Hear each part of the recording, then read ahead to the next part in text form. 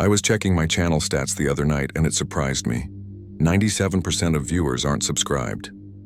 If you're one of them, hit that button, it really helps. Now, welcome back. Tell me in the comments where you're watching from and what time it is there. Tonight's story is 5 true stories of rest stops in Texas with missing drivers. And trust me, after this, you'll never look at a rest stop the same way again.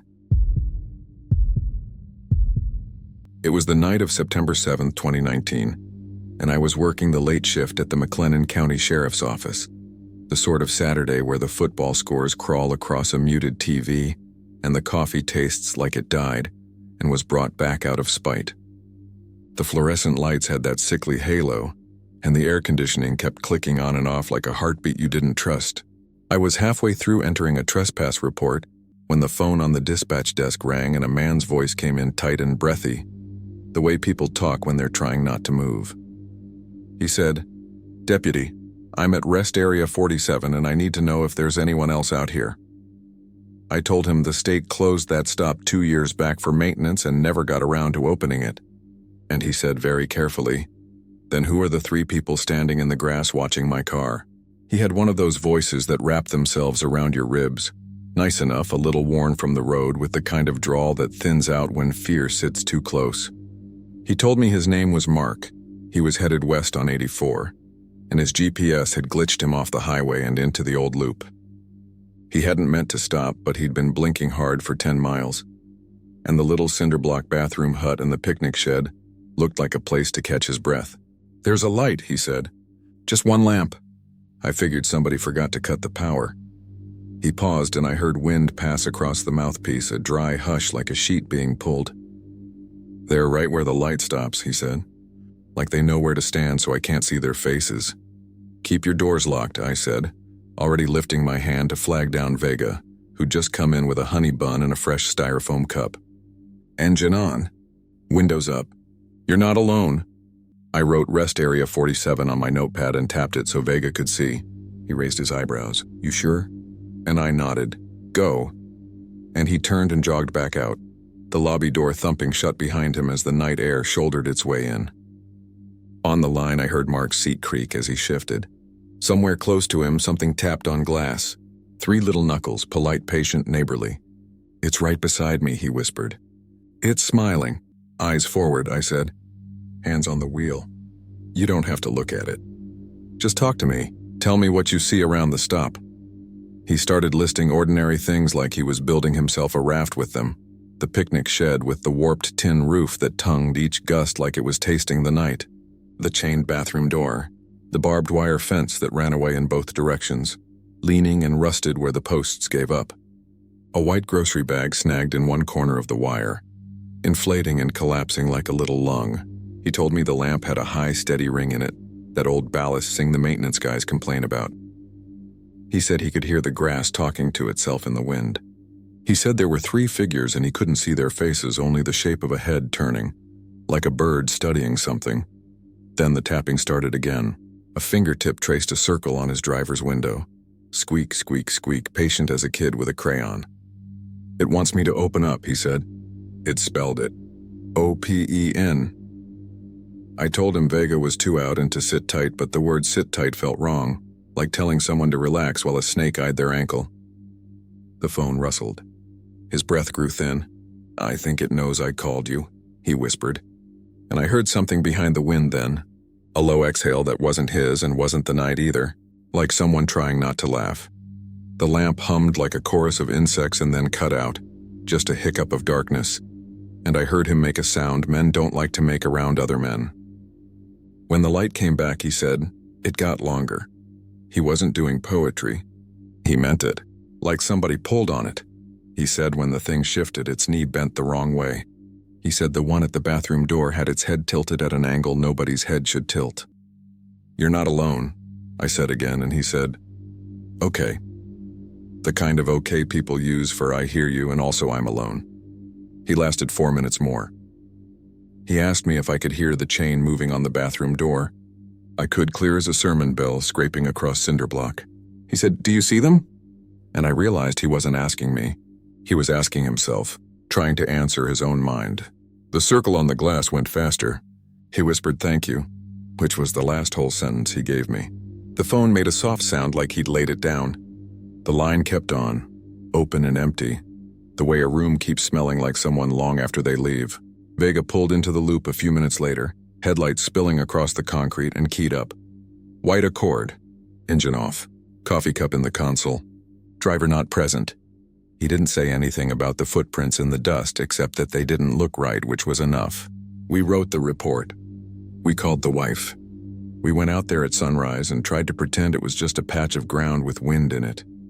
If it was only Mark, I could tell you this is a story about grief and teenagers telling each other lies to get scared. But 2 weeks later, a teacher named Lydia called from the same loop with the same lamp hum and the same whispering grass and the same patient tapping. And by the time we rolled up, she was gone and her Civic sat under the light cooling like a cake. Then a ranch hand named Tomas. Then a woman on a long drive back from seeing her mother in San Angelo. Same stop, same hour, same small details that lodge and won't shake loose. I started keeping a little notebook in my pocket. Started writing their words down exactly. Open, window circle, won't look me in the eye. Smiling without eyes, waiting. I'm not a brave man, but I am a stubborn one, and stubborn people collect facts like charms on a bracelet, as if the weight itself will save them. It never made the paper big. People are shy with fear, and this county knows how to keep its shame quiet. But you could feel it begin to spread in the way folks drove. The ones who knew would gas it past mile marker 15. The ones who didn't would drift into the loop thinking a lamp meant mercy. When the calls came, they all shared a shape. The ordinary recitation of place. Then the minute 8 hinge where something changes you can't name. Then the second voice that isn't the caller's. Just outside the line, as if the night wanted to be included. Do you hear that? They'd ask.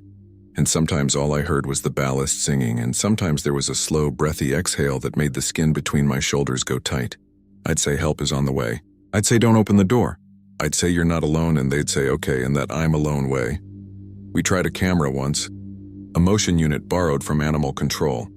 The kind that catches raccoons investigating garbage cans behind the Little League field. We strapped it to the far lamp pole and set it to catch everything that moved. In the morning, the lens was turned down at the ground, recording 2 hours of broomweed in the wind. When we reviewed the audio, we heard a soft double knock on plastic like fingertips testing the casing. The tech who dusted it said there were oils on the surface that didn't match the map of a human hand. That was the last time we tried to look when we weren't invited. I started dreaming about the rest area in November. Dreamy stood with my ear pressed to the chained bathroom door, and behind the cinder blocks I could hear a murmur, like a conversation happening through a wall. Someone laughed gently like a friend telling a story you wish you hadn't told first. In the dream, the chain slid one link and the door breathed in. I always woke before it opened. Waking didn't help. When I drove home, I took the long way to avoid the loop. And then, because that wasn't enough, I took the longer way to pass it and force myself not to look. Men do these useless ceremonies when we're afraid. We rehearse courage privately and pretend in public we were born with it. Everett Dooley came in drunk the week before Thanksgiving and told us he'd stopped at 47 to take a pretty sunset photo of the bass boat he was hauling.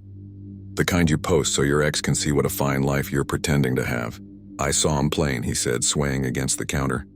Thought they were kids or church people waiting for a van.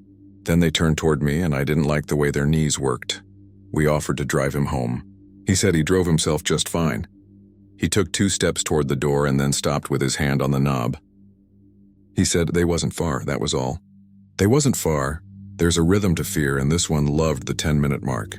Between minute 8 and minute 10 on those calls, the world would change in some subtle way. The lamp hum would cut off like someone yanked the cord. The wind would pause like a breath held too long. The caller would answer a question I hadn't asked or ask one of themselves. Do you see them? They would murmur as if their own eyes had slid off center. More than once I heard the soft, neighborly knock on the glass. Twice, the squeak of a fingertip tracing a circle returned to slow, patient strokes after a caller tried to speak above a whisper. I learned to talk low and steady, the way you'd talk to a skittish horse. I learned not to promise anything except that I was there. Around Christmas, the county killed one of the 2 lamps to save on the electric bill, because budgets make cowards of us all. The darkness got thicker where the light had been, and the calls got shorter. The figures didn't wait at the edge anymore. They came right up to the car sooner, like they'd been given permission by the missing light. I wrote open 7 times in the notebook with little variations, like I might stumble into the version that made sense. The letters kept looking like a mouth. My wife told me to stop bringing the notebook home. Said I was filling the house with something it hadn't asked for. I moved it from the nightstand to a desk drawer, and that helped about as much as burying a seed prevents a tree. The letter arrived in March. No return address. Cheap white envelope typed on a machine where the E was faint. I recognized the rattled dignity of it. Someone trying to sound brave in a polite way. It read, "They don't like it if you say something true." It wasn't signed. The word true was underlined twice. I carried it around a week like a talisman I didn't believe in. And then late on the 22nd, 1:18 a.m., I wrote that down. I got a call from a college kid named Nolan who'd stopped because his eyelids were hot and scratchy, and the loops of the road had started to hypnotize him. At minute 9, the lamp hum died. At minute 10, right on schedule, I heard the polite 2-knuckle tap on his window. "Say something true," I told him, feeling crazy and hopeful and ashamed at once. "Anything. It doesn't have to be important. Just true." He laughed a little, like a kid caught with a pocket full of fireworks, and then he said, "I never liked Hemingway, and I pretended I did." He said it fast, like the words might burn. And I told my sophomore girlfriend that texting her roommate didn't count, and it did. He inhaled, and I heard the sound the phone makes when the air in a room changes temperature. The tapping paused. The wind slid away from the glass like a dog scooting off a couch when it hears a key in the lock. "They stepped back," he said, amazed. "They don't like it." He told me his mother was asleep and he was going to surprise her with breakfast, and he didn't know how to make biscuits, but he was going to try anyway. The squeaking circle stopped. When Vega rolled up, Nolan was there, both hands white on the wheel, crying and laughing at the same time. We tried it again and again. When the minute 8 hinge came, we asked callers to tell us something true. Not meaningful, not cinematic. True like a pebble.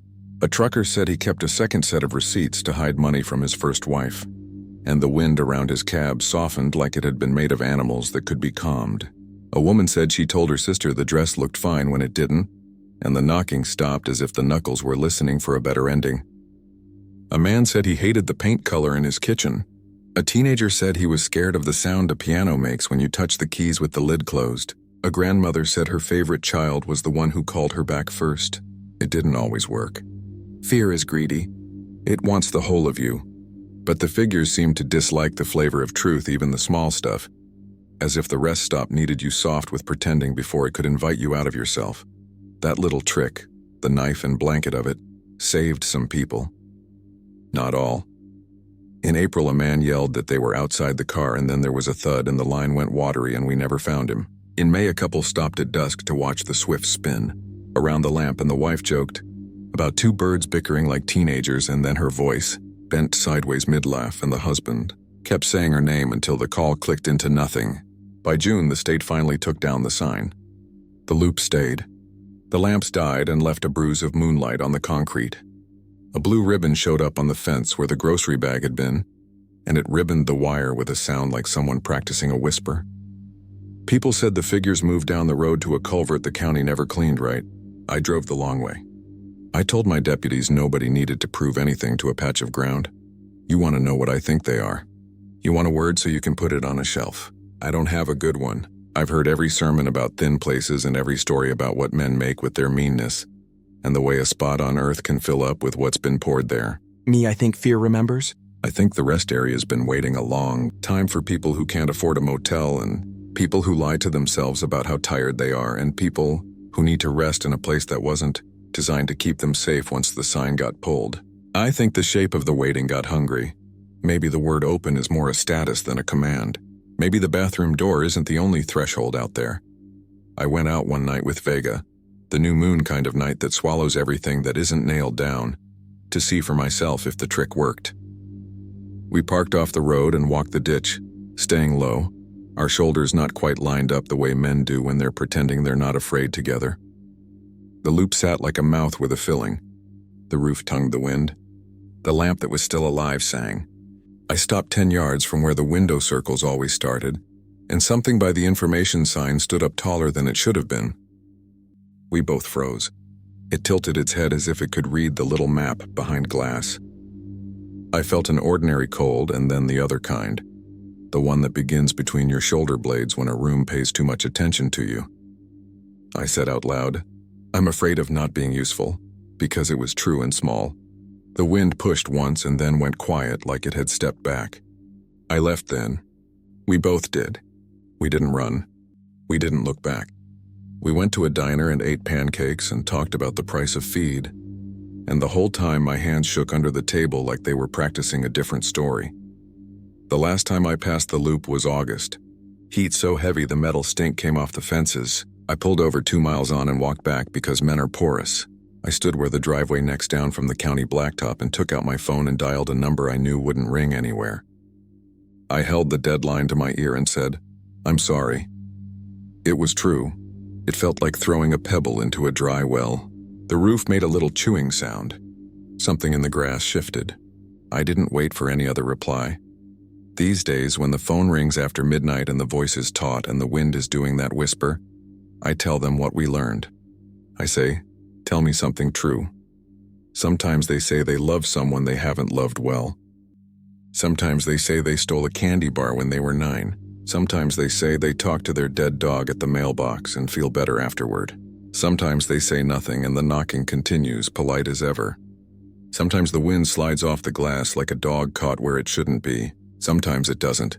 And we drive out to a cooling car and write a name in a notebook and go home to houses that feel a little thinner at the corners. That's the part that lingers, if you let it. Not the long knees or the wrong heads, not even the word on the glass. Traced in circles until you can hear it without seeing it. What stays is simpler. In every call there comes a moment where the night pauses like a question held between two people. If you're out there, tired enough to stop where you shouldn't, and the light hums and the grass whispers and the polite knuckles tap, you'll feel it. A door swinging in the air between what you say and what you keep. On this side of it is the life you narrate to yourself so you can stand to be you. On the other side is whatever waits at Rest Area 47 when the county won't pay for light. Maybe the oldest thing the night knows about us is that we lie to live. Maybe the oldest thing we know about the night is that it listens. If you pull in there and linger too long, I can keep you on the line and I can send a car. And maybe both will matter. But the question doesn't go away. When the tapping starts, when the roof licks the wind and the lamp sings and the grass rubs itself like hands, when the figures hold just beyond the light and you feel the word open in you, what truth will you choose? And will it be enough to make the dark step back? It was the night of September 7, 2019, and I was driving the late stretch into Houston because my wife's eyes go glassy after 10, and my daughter sleeps like a cat in a laundry basket once the first miles roll under the tires. I remember the dashboard clock ticking over 11:47 p.m., the soft blue numbers that made everything in the cab look like it was underwater, and the way the cicadas thickened as we veered off at exit 214 for the little rest area. The green sign promised 2 miles ahead. I was the one at the wheel then. I was the one who said, "We'll stretch our legs for 5 minutes. Top," and put on the blinker like a decent human being, even though we were the only car on that ribbon of highway for what felt like 30 miles in any direction. The sky was low and matte, a gray bowl without stars, and the pines pressed in on both sides, tall and dark, their tops tossing. In a wind we couldn't feel down on the asphalt. The time we pulled into the rest area, the kind you forget as soon as you pass the next billboard, the cicadas were a wall of sound that made the air feel busy and alive. The parking lot lamps were those yellowish sodium things that turn skin the color of old paper. There was a squat brick building with restrooms, a row of vending machines with faded decals promising cold cola, and 3 picnic tables set at the edge of the tree line like they were keeping watch. There was a smell of hot pine and the faint sugar rot of the vending machines. My daughter, Leah, blinked awake when the car stopped and immediately reached for my hand. My wife, Nora, cracked the door and said, 5 minutes, like she had to say it to make the night agree. If you're expecting me to say I never came back, hold on. It's harder than that. It's slower. That night I was fine.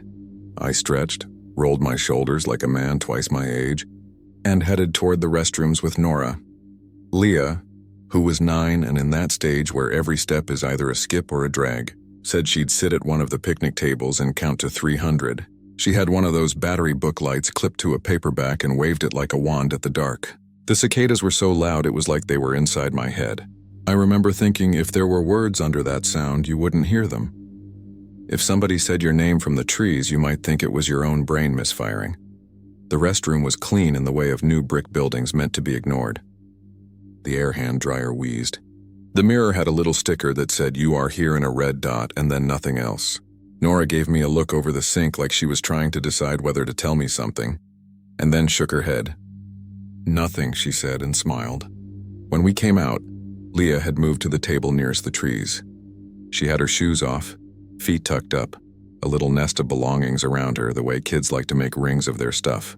She was counting out loud, 281, 282, and then she stopped and tilted her head. "Do you hear that?" she said. I wanted to say cicadas, but that felt like a dad joke, so I just stood next to her and listened. The night had pockets. That's the best way I can say it. There were the bright cones of the lamps and the chalky light from the bathrooms. And then there was the shade under the picnic table, and then there was the dark at the edge of the pines that felt as solid as a wall. The cicadas sat on every branch, every fence post, thrumming like 1,000 tiny generators. And under that, like a misprint, was something else, a soft, regular sound, the way somebody might slap dust from their jeans with an open hand. Not clapping, not footsteps, just that steady pap, pap, pap, like fabric being shaken straight. 3 miles down the road, the fuel light winked on, though I'd filled up in Waco. I tapped the gauge and it sloshed back to 3/4. "Faulty sensor," Nora said too quickly, and then we both laughed because we didn't know what else to do. Leah fell asleep with her hand still wrapped around mine, which is not easy to do while buckled in the back. When we reached Houston, the traffic became a river and I felt better. Buildings, billboards, other cars, noise and light to drown out the cicadas we'd carried with us like a smell in our clothes. "Probably a tarp," I said. "Maintenance. Wind takes them." I looked for a ranger truck or a maintenance shed. The lot was empty except for us and an old sedan nose-in at the far end, its windshield covered by a sunshade with palm trees on it. Nobody was inside. 5 minutes, Nora reminded us. Her voice sounded thin, like it was printed on the air instead of coming from a person. She twisted her wedding ring, a thing she does when she's nervous, and said she'd grab some water bottles from the vending machine. Leah slipped her shoes back on, and I turned toward the little path that went around the back of the building. There was a map in a glass case, the kind with trails and a "You Are Here" dot, but it was blank except for that red circle. No trails, no here to be at. My jaw did that little click it does sometimes, the small bone noise that always makes me think of a door unlocking. I ignored it. I would like to tell you we left then, that we laughed at ourselves and drove on and made Houston by 2.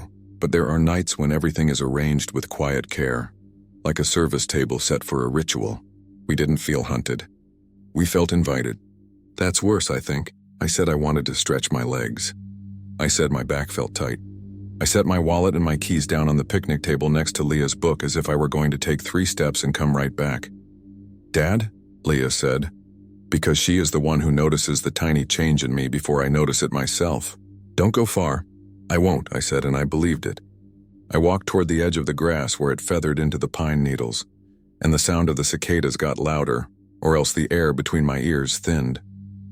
The pap, pap, pap underneath was closer now, like a jacket being shaken, like someone straightening something over and over. I saw the shape of a sign a few feet into the trees, just a metal pole with a rectangle on top, and the part of me that had been a Boy Scout 200 years ago wanted to know what warnings were on it. I took 1 step into the needles, then another. "Daniel." Nora's voice behind me, calm and ordinary. "Don't be an idiot. We have a schedule." I could hear her tapping the vending buttons, the mechanical spiral whining. The pine smelled like pitch and a little like salt, which didn't make sense. The ground gave under my sneakers the way an old mattress does. There were little depressions in the needles, not footprints exactly, but places where something the weight of a person had pressed many times. The sign said nothing at all. It was blank metal, gray in the bad light with scratches that crisscrossed it like careful handwriting nobody finished. That's when I felt the tug. Not a hand, not anything I could name. Just a little gathering of attention on the front of my shirt, the way a baby will take hold of cloth, no strain, just possession. Mine was a t-shirt with a gas station logo we'd passed an hour back. The O puckered like something had hooked it. I looked down and there was nothing there, of course. Farther in, maybe 10 feet, the dark was shaped like a path. I took another step because it felt rude not to.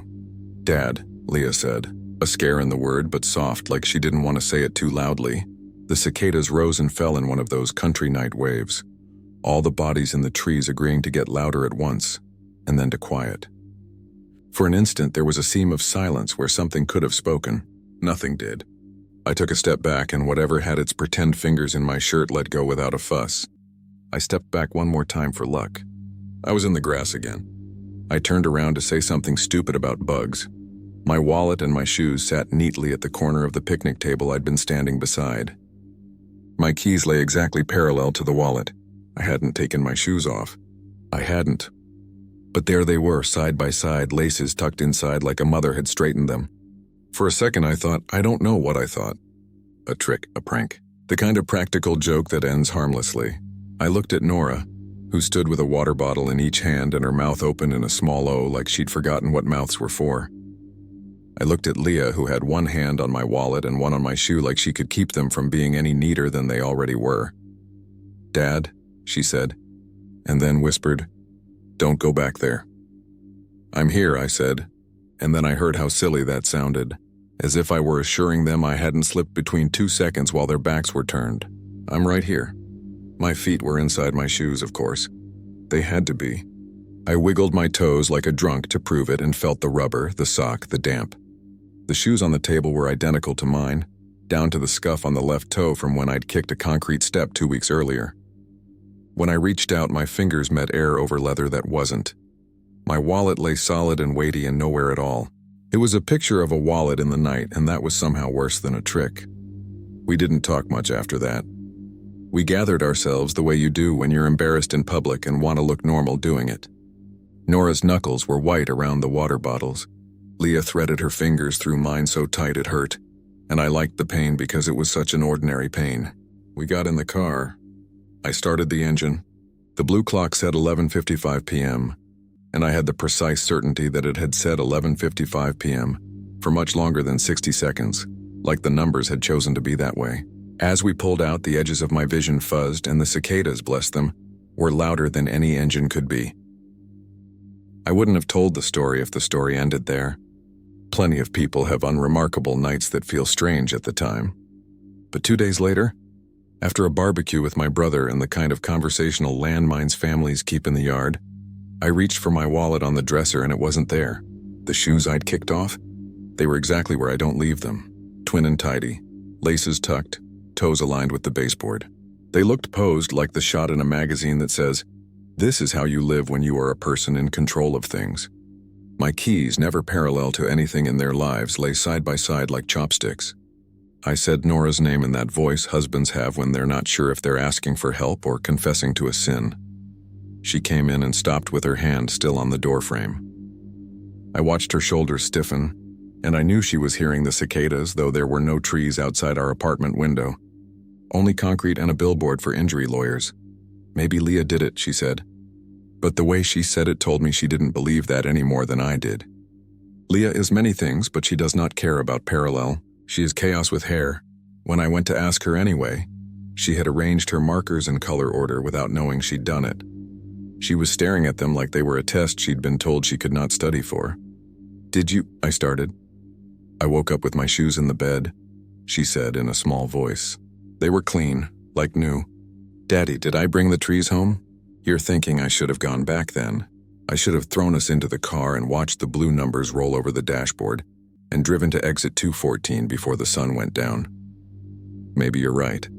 But people have jobs. We had a meeting at Leah's school about her reading group. I had a deadline on a tiresome report about inventory systems that pay our rent. The normal weight of life is a kind of gravity. We made little bargains with the world and with whatever, if anything, had placed my keys so straight. We said if it happens again, we'll go. We said if anything goes missing, we'll go. We said if we dream the same dream twice, we'll go. That night, I lay in bed and listened to the air conditioner push its tired breath. I must have slept, but it felt thin as tissue. Somewhere around 3, I woke with the absolute conviction that there was a second bed overlaid on ours. Every sheet matched perfectly, every wrinkle lined up like a tracing. And on that second bed in that second room, I was not there. I don't mean I was dead. I don't know what I mean. I turned my head slowly and saw the dresser. There was a square of darkness on top of it exactly the size of my wallet.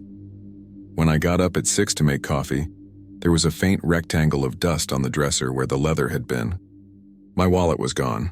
I won't bore you with the bank calls and the sheepish trip to the DMV with a story even I didn't think would sound good in a fluorescent room. Nothing had been charged. Nobody had found a lost wallet at the barbecue. Nothing had fallen behind the dresser. An absence can be very tidy when it wants to be. On Thursday, I took the day off. I didn't tell Nora because she had a presentation, and I wanted her to have a day that didn't involve the word wallet or the invisible weight of a pair of shoes on a table.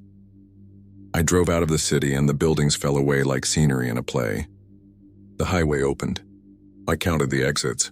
The pines came back, tall and opinionated, and the air took on that resin smell that's part Christmas and part old plank. At exit 214, I signaled even though nobody cared and turned. It was mid-morning, the respectable hour of ordinary people. The lot held 4 cars and a pickup with a plastic toolbox bungee corded to the bed. One couple ate sandwiches at a table and argued amiably about whether they had time to stop at Buc-ee's before meeting a cousin in town. A big-shouldered man in a faded Astros cap leaned on the hood of his sedan and stared at nothing like he'd been practicing. The cicadas were less deafening in the daylight, but they were steady, a busyness that made the empty spaces stand out. The brick building looked the same. The vending machines wore their curled decals like tattoos. I walked to the picnic tables and paused, not sure what I wanted or expected to see. At the far table by the pines, somebody had arranged a line of things. A set of car keys on a big foam beach ball keychain, a paperback with the corner notched down to mark a place, a pair of flip-flops placed heel to toe as if somebody had stepped out of them and then set them to attention. Next to them, a wallet. Brown leather, not mine. I say that like I knew from the shape, and maybe I did. There was also a plastic hotel key card and a phone face down. The arrangement wasn't a lost and found scatter. It was careful, like a photograph someone had taken and then left for the next person to admire. "Don't touch it," the man in the Astros cap said without looking at me. I didn't pretend I wasn't startled. "Is it yours?" I said. "None of it is mine," he said, "except the part that is." He breathed out through his nose in a way that said he'd grown tired of listening to himself think. "You're here because of the neatness," he said. "People don't come back for mess. I'm here because my stuff at home." I couldn't finish the sentence without sounding like I wanted a brochure. "Yeah." He nodded. "It follows. How long since you stopped first?" 5 days, I said. "Give or take," he said. "It likes fives." He said it like a weather report. "I'm Eddie," he added and kicked the toe of his shoe against the asphalt. His shoes were gray sneakers with dark laces scuffed at the toe. They were not on the table. That felt important. "I come by every day the last month," he said. "I don't go in the trees. I'm not stupid. My wife says that's new for me." "What happens if you do?" I asked. It came out lighter than I meant, like I was trying to keep him from thinking I was dramatic.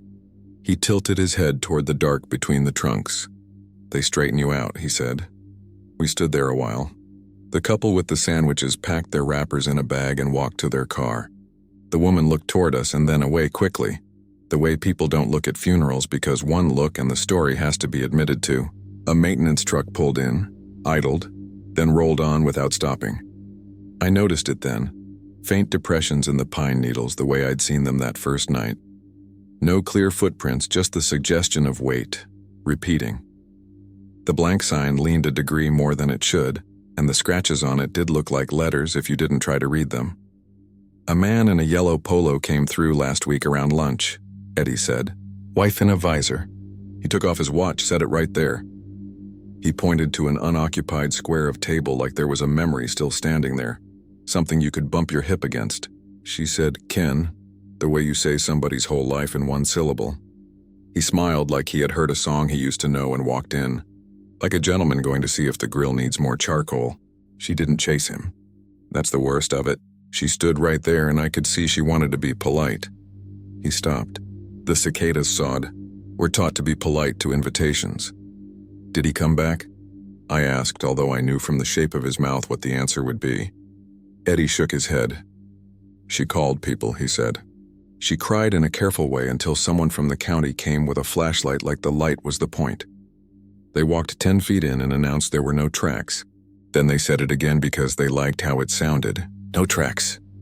We both looked down at the ground where our feet made perfectly ordinary impressions on the dust. There were the scoot marks of a picnic bench being pulled back a few inches. There were the dark circles where the legs sank. There were tire arcs. And at the tree line, there were those shallow repeat depressions, the kind created by something that never takes a bigger step than it intended, something that isn't surprised by itself.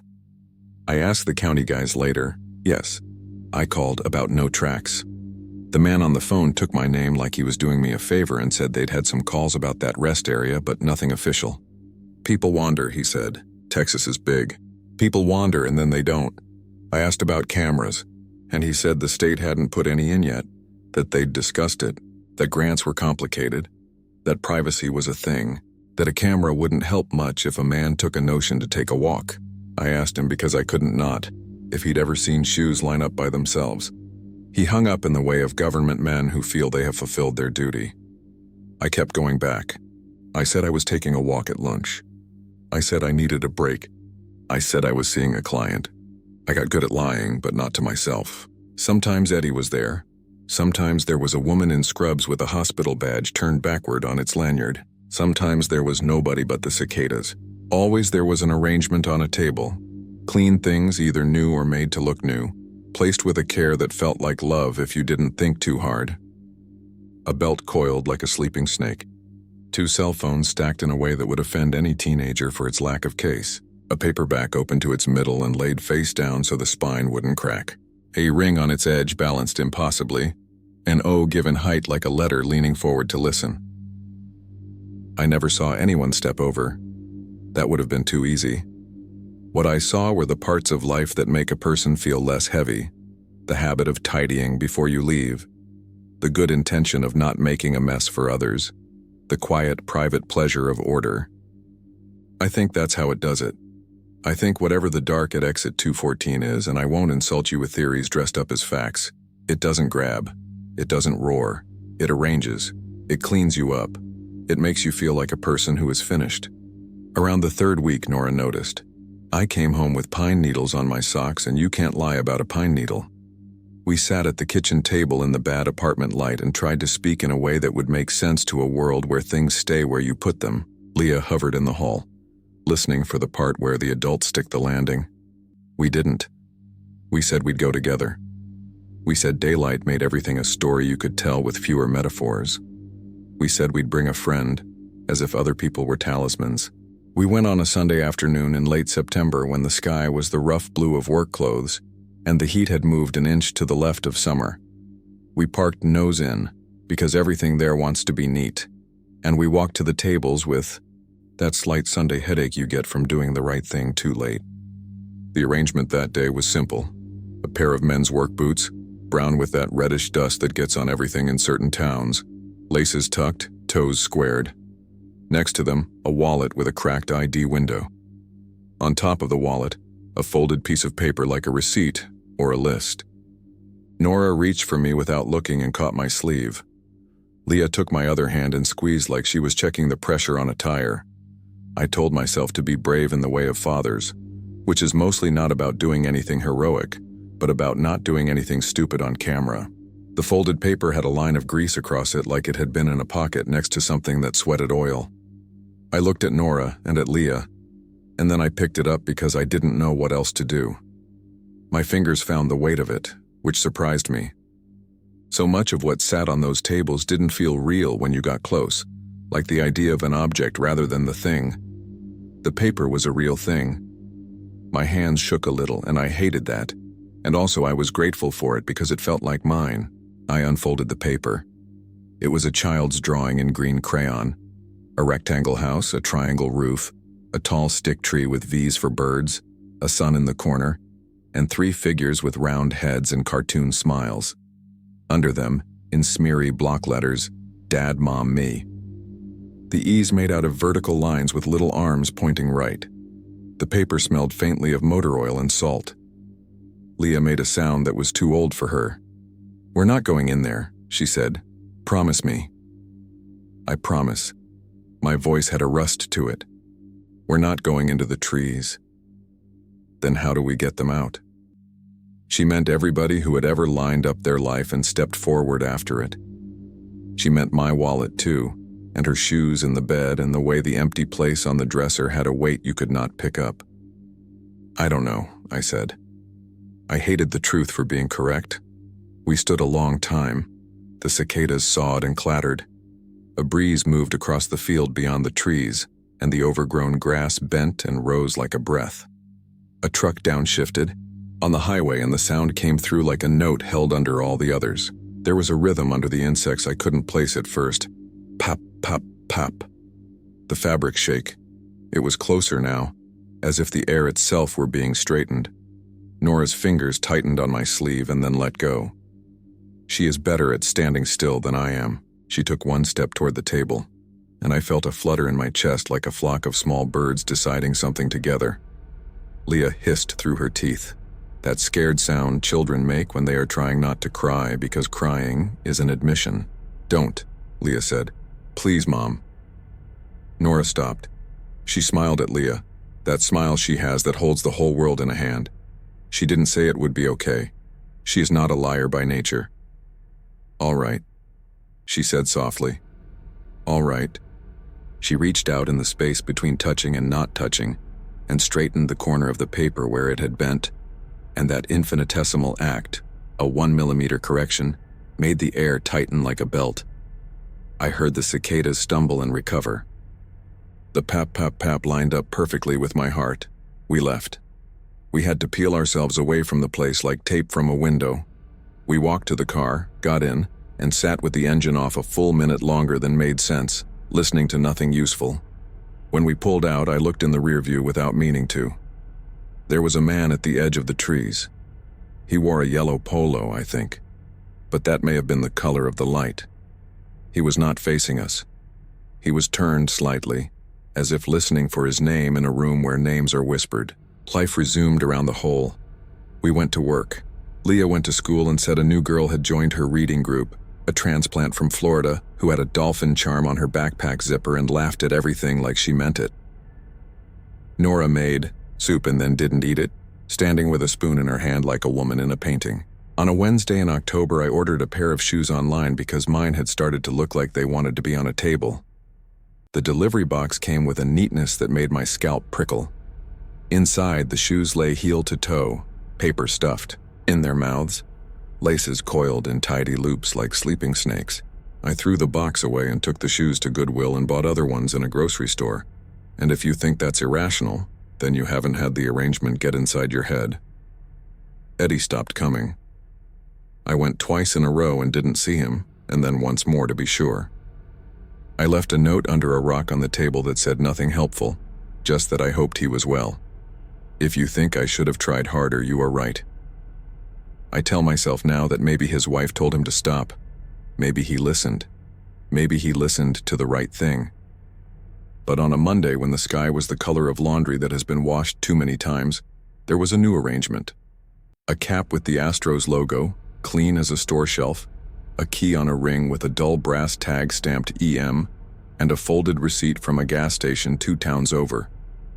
On the line where it says clerk, someone had written Eddie in tidy block letters like a teacher's chalk. I touched the cap. My fingers met only the idea of cloth. I stopped going for a while because stopping is a form of politeness too. We tried to be the kind of family that can outwait a place.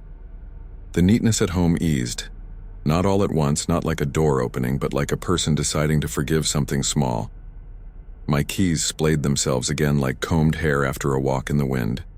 Leah's markers were in the couch cushions where any decent markers belong. Nora's ring lay sideways in the little dish by the sink, not balanced on its edge like a lesson. We spent a week without mentioning exit 214, and that felt like progress. Then my father called. He lives in San Marcos and has the stubbornness of certain stones. He told me he was driving down to see us, that he'd take Leah for pancakes if I didn't argue, and that his right knee had been acting up but not enough to make him miss a chance to be a grandfather in a world that gives you only so many turns at that wheel. I said I would meet him at the diner near our apartment. He said he'd be in town by noon. He likes to leave early because traffic is a thing other people have to deal with. By 2, he wasn't there.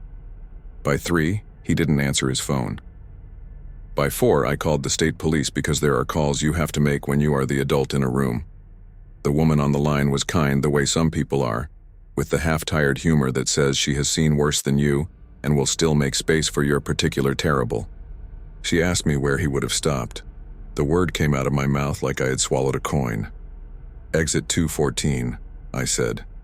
There are minutes in your life when you get shorter, like somebody pressed you like a flower between 2 pages. The officer, who called me back, said they had a unit check the rest area. Sir, he said, and paused in the place where people decide what not to say. There's a vehicle here registered to your father's name. The doors are locked. There's no sign of foul play. The phrase slid down the phone like oil. There are personal effects on a picnic table. What kind of effects? I asked, because I hate myself sometimes. Wallet, shoes, a wristwatch. He cleared his throat. They're placed very neatly. I didn't say anything for a long time. When I could again, I said, no tracks. He said nothing at all, which was its own kind of answer. I told Nora I loved her. I told Leah I would be back before her bedtime. I lied, and that Grandpa had gotten turned around and I was going to help him get unturned. I drove like a person who has remembered a word and knows the sentence that goes with it is not good. The highway was a gray belt. The sky was the end of a chalk stick. At exit 214, the lamps were already on because the day had no desire to be anyone's friend. I parked like I would stay forever, crooked and urgent. The cicadas met me with their old argument. The pap under it was the pressure in my ears from crying I had decided not to do. I am a man who believes in the gravity of promises. I had promised my daughter I would not go into the trees. The simple strength of that held me in place like a seatbelt in a small crash. I stood there while the cicadas rose and fell, and the space under their sound waited like a mouth. I thought about the line of depressions in the needles. I thought about the way something had tugged the front of my shirt the first night, like a child wanting a parent's attention. I thought about the neatness of the table, the way the watch and the wallet asked to be admired for their order. I thought about my father, who taught me that politeness is a form of love and also a trap. I took another step, not into the trees but sideways, toward the couplet of vending machines, bright and stupid in their glass. I bought a bottle of water I didn't want and put it on the table, not straight at all, the label turned away, the cap askew. It looked wrong in a way I needed. I pulled a pen from my pocket and wrote on the label in a shaky hand, "Come back the messy way." I don't know who I thought would read it. Maybe me, maybe the man in the yellow polo, maybe my father, maybe the place itself. I stood there until the sky ran out of blue. I said every good thing I could remember about my father in a low, steady voice like a person trying to keep a skittish animal from bolting, although he had already gone. I told the trees that if they wanted order, they could have me as I was, scuffed, distracted, always leaving a coffee ring on the table. I told them I would drop everything I owned in the grass and walk home barefoot, rather than put one more object in one more line. The cicadas lifted and fell, and the pap matched the pain in my throat. Then softly, as if a hand had let go of a sleeve, the air eased. I did not get my father back. This is not a story with a miracle stuffed into its pocket like a receipt. The state wrote reports. The county filed them. An officer with a good mustache shook my hand and looked at the ground instead of my eyes. The watch went in a plastic bag with a label. A man from a department with a long name called to say there was no sign of foul play, as if the lack of signs was itself a sign. We had a service without a body because the world demands ceremonies in exchange for loss. We put a picture of him in loafers on a table in the church hall and ate cake off paper plates. People told stories in the way of people, which is to say they hovered at the edge of the trees and did not step in. We moved apartments that winter. It wasn't the place's fault, but it felt like we had to change the shape of our days or the neatness would find us again. The new place has no dresser with a square of dust. It has a built-in shelf that collects mail and keys in a mess that makes me feel like a living person. Sometimes at night the air conditioner flicks on, and in that instant before the fan catches, there is a hush that feels exactly like the seam under the cicadas. I hold my breath because I am superstitious now, and because I am paying attention to what I can't name. Sometimes I dream I am sitting at a picnic table at the edge of a pine wood. The lamps are on, though it is day, and the sign is blank and leans. My shoes are under the bench where any sensible man would leave them, not on the tabletop like a photograph. On the table is a bottle of water with a label that says, "Come back the messy way," and the cap is crooked, and the handwriting is mine, and not mine. In the dream I am waiting, but not the way you think. I am not waiting for my father to come walking out of the trees with an apology on his face. I am waiting for the moment when the urge to straighten the cap, to nudge the bottle into line, to leave the table as a gift to whoever comes next, disappears from me. In the dream, I hold myself still while the need to be tidy drains away like a fever.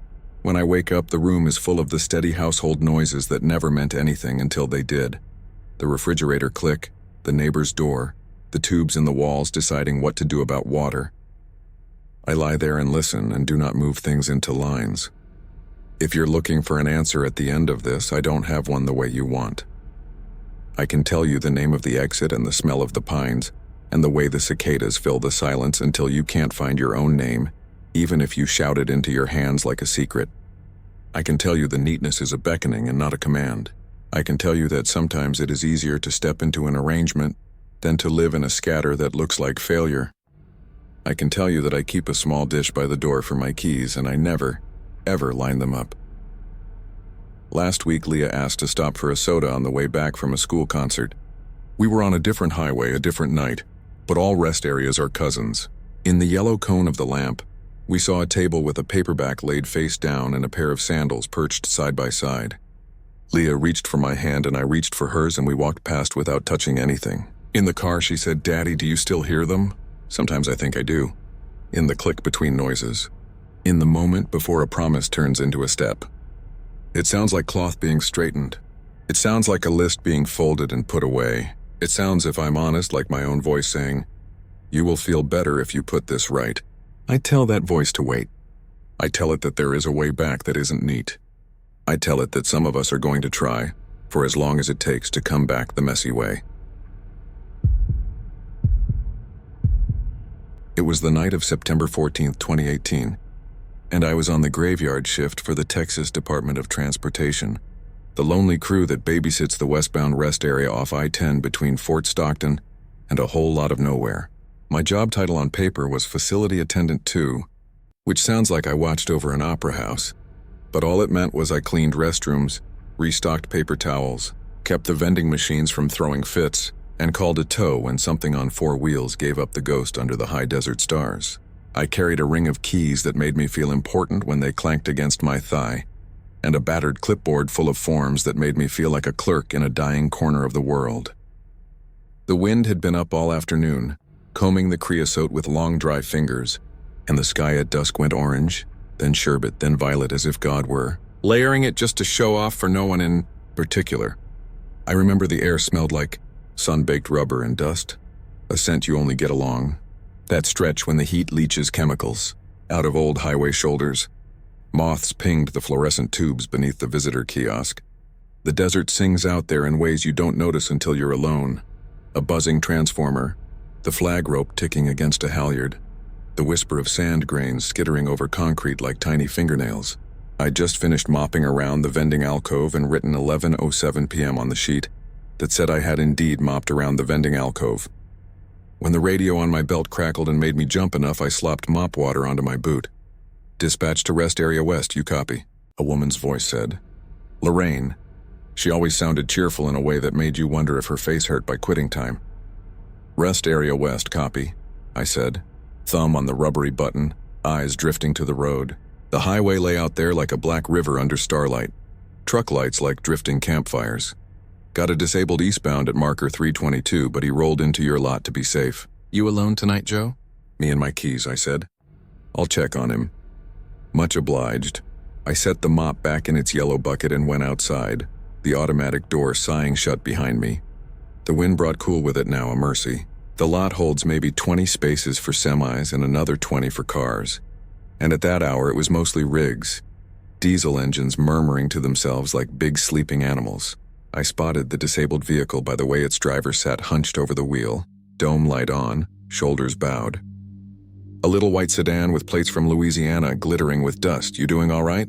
I asked when I tapped his window and he flinched. Early 30s, pale as office paste, tie loosened. A wedding band that looked too tight. Lost my alternator, I think, he said when he cracked the window. Battery keeps dying. I've got a wife and we have a baby at home. I'm trying to get to El Paso tonight. I can't be stuck. You're not stuck, I said, because sometimes the job is just saying that. I'll call a tow out of Fort Stockton. You can crash in the lounge till they get here. Coffee's hot if the machine hasn't lied to me again. He looked like he wanted to cry at the word tow, like it meant letting down a wife whose name he didn't want to say, but he nodded, shoulders folding tighter. Thank you, really. By the time I'd gone back to the kiosk to make the call and returned with a foam cup steaming in my hand, he'd killed his dome light and stepped out, the shock of night air hitting him the way it always does people who've been breathing the plastic and fabric world. He cupped the coffee like a bird and took a grateful mouthful. Name's Joe, I said, offering my hand. He introduced himself as Aaron and told me he sold insurance software, which sounded like a phrase you say to prove you exist. He had a slight hitch in his voice like he was fighting a chest cold or grief, and he said El Paso like a promise. We were halfway to the lounge when the sound came, an engine idling where no engine had idled a moment before. Not loud, not aggressive, just there. A soft six-cylinder purr with a throatiness you only hear on older vehicles. We both turned our heads without meaning to. Down at the far end of the car slots, a pale blue pickup had pulled in nose first, front bumper like a grin. The paint was that milky, chalky blue they used in the 70s, and for a second I thought, that's a Cheyenne, or a Scottsdale. Something out of a catalog page I remembered my uncle keeping in his garage bathroom. It looked clean in the way dry things look clean out here. Everything scoured but sun-faded. The driver sat with both hands at 12 and 3, a silhouette under the dome glow. Baseball cap brim, that was all you could make of it at first. A cap and a jawline that knew its own mind. Friend of yours? Aaron said, joke voice, but he'd already straightened. Defensive. There's lots of stories out here, I said before my brain could stop my mouth. And he took it as the comfort I meant, not the confession I accidentally made. The idling went on. None of the truckers looked up. Diesel men mind their own. The wind shifted and laid the pickup's exhaust across us. It smelled faintly sweet. Like old fuel, like the way a garage smells when the door's been closed too long. But there was something else under it. An almost floral note I couldn't place. Like old dryer sheets in a drawer of sweaters you only open for funerals. Inside the lounge, the vending machine hummed like a contented cat. The TV bolted high in the corner played a travel show with the sound off. Some lady smiling in front of a lighthouse that was not anywhere near here. I got Aaron settled under the air conditioning vent and went to write 11:28 p.m. on my clipboard, where it asked if I had observed any unusual activity. There's a box for no, a box for yes, and a blank for details. I stared at it and thought about the way the blue pickup's idle had matched my heartbeat. I checked no. I don't know why. If you live anywhere near the Permian for long, you learn there are tales that stick because the land is big enough to hold them. Oil field blowout ghosts. A silver airstream that appears on heat mirages and never quite arrives. A white mule that can run alongside a semi at 80 and never tire. We had the blue Chevy. I'd heard it from my uncle first in a tone half warning and half complaint. You don't take rides from friendly men at rest stops, Joseph. You don't take anything that comes easy and unexpected out here, because it takes something back you didn't intend to give. The first time I saw the truck, I was 12. It sat on the shoulder beyond the picnic tables one late afternoon, when my mother's minivan overheated. She'd popped the hood and we stood in that jittery heat that makes the world a little unreal. The two of us watching steam curl up as if the van had released a ghost. A powder blue Chevy rolled up slow, and the driver leaned across to crank down the passenger window. He wore a ranger's cap and had a smile that made my mother mirror it without meaning to. It was kind, that smile. He offered us cold water from a small cooler, and I drank one and felt it go through me like a river, and I remember thinking his hands were clean. That's a strange thing to recall about a stranger, but there it is.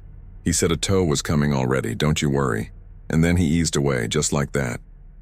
The tow did come 10 minutes later, the man saying he'd been dispatched by a call from that fellow with the old Chevy. I fell asleep in the cab, the smell of diluted engine coolant sour in my nose, and when I woke up I had a dream fragment of a slower road, a darker one, the minivan rolling without sound. My mother didn't like to talk about that day even years later. She always said the driver had such a polite voice on the phone, which would have been odd, because I never saw him use one. I topped off the paper towels, then took a walk around the lot, the way the training manual says you should once per hour.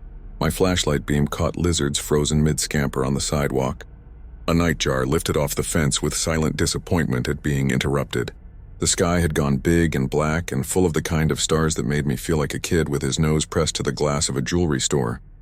When I reached the last car stall, I looked for the pale blue. It was there. The engine still idled. The driver's window was down now, and he had an elbow out, a relaxed angle, like he belonged to the night and the night belonged to him. "Evening," he said. His voice had a warm drawl that I could have placed anywhere from Lubbock to a porch swing 2 states away. The brim of the cap shadowed his eyes. He wasn't young. He wasn't old. He was the age of any man who's been 30 for so long he forgot he had to get older. "Quiet night?" "Mostly," I said, and hated that my voice made me sound like the new kid in a locker room. "You need anything?" "Just passing through. Waiting on someone. Toes on its way for a fellow in the lounge." He nodded, and the brim tipped just enough for me to glimpse the pale shapes where eyes should be. Reflections from the light, I told myself. I have those. Everyone has those. "Always a fellow in the lounge," he said, chuckling. "Always a young man with some place to be and not enough of what he needs to get there. You see folks at their middles here, Joe. Not their beginnings and not their ends. That's why I like rest areas. They're pauses. You can live your whole life in a pause." He had used my name. I did not remember telling him. The radio on my belt hissed and spat softly. Lorraine's voice, a distant weather report I couldn't quite make out, like she was on the other side of a field at night and didn't want to spook the cattle. Behind me, a truck's air brakes released with a long, tired sigh. I looked away toward the sound, and when I looked back, the driver's window was up. I didn't see it rise. It had just decided to exist in the other position. A coyote barked twice from the scrub, and the world snapped back into place like a lid. Inside again. I found Aaron staring at his phone as if it might confess to a crime. "You got service?" he asked when I came in, spooked for no reason I could name. "2 bars if I kneel by the exit sign and pray," I said, and he didn't laugh. "I keep thinking about my wife," he said. "We had a fight about this trip. She said the baby's schedule is off when I'm gone and she doesn't get to shower when she wants. I said my boss, okay, my boss isn't, never mind. I said this trip matters. And the thing is it does, but not the way I told her. I feel like if I don't make it to El Paso tonight, some part of me will always be 6 hours behind who I should be. That ever make sense to you?" "Too much," I told him it did.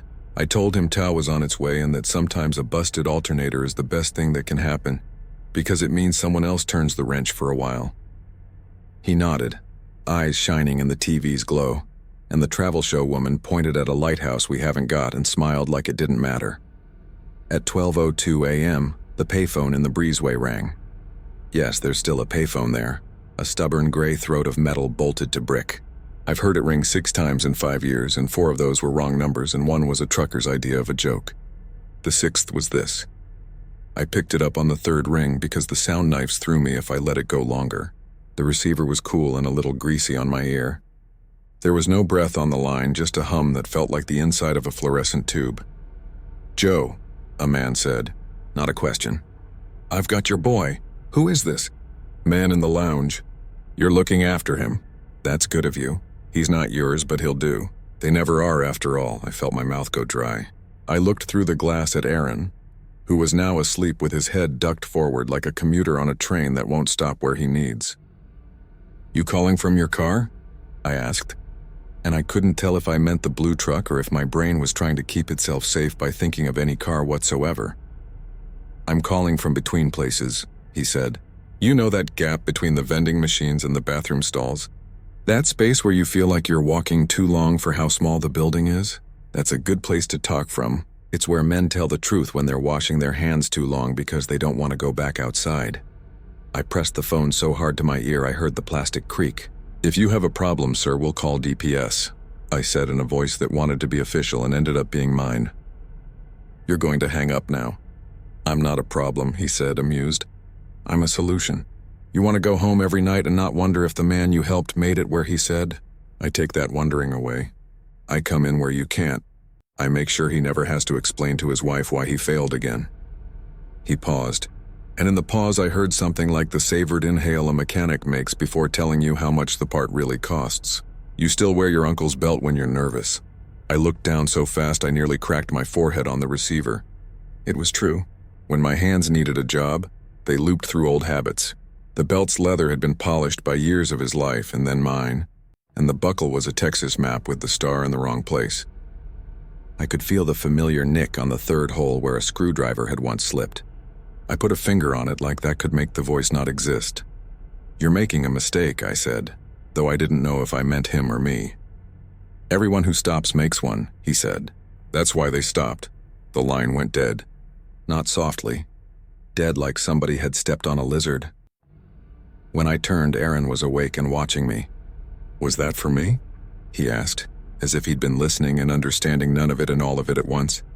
"No," I lied. "Yes, the tow. They're coming." At 12:15, the wind died. Not lowered, not changed. Died. I noticed because I dropped a paper towel in the doorway and it fell straight down. Sounds you don't think of until they vanish, packed up and left. The flag rope ticking, grit whispering, a loose sign creaking against its post. The night went so still we could all hear the diesel engines across the lot, counting their own heartbeats. And then, as if on cue, each one clicked a little lower. A synchronized drowsiness, until the whole place felt wrapped in the hush that comes just before a big cat steps into a yard. "Do you feel that?" Aaron whispered.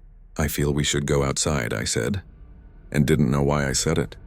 We pushed through the door together, and the first thing I saw was the blue pickup's taillights blooming like twin embers. Nobody was near it. The driver's door opened then. No figure, just the door opening slow, and from inside leaked a cool, dry air that made the hair on my forearms lift. It smelled like old dashboards and lost hotel ice. The dome light showed the bench seat, a neat interior, nothing littered. The radio dial was old school, an orange needle, numbers that looked like they should hum. The man in the cap leaned forward into the light, and I saw his face clearly for the first time. He wasn't remarkable. Brown stubble, a tan that didn't have much to do with the sun, the faint pleats of someone who smiles a lot but not always at the right moments. But his eyes, they didn't sit right in his face. Not like they were wrong exactly. More like they were set a fraction of an inch deeper than the face around them had been told to expect. If you've ever noticed the bathroom mirror in a motel is mounted a little off level, and then you can't unsee it, you know the feeling. "Evening, gentlemen," he said. The voice carried the way voices do when they are used to being answered. "Got a bad alternator, I hear." "Tow's coming," I said, and my tongue felt too big for my mouth. Besides me, Aaron made a little sound, the kind people make in church when they pretend it's a cough.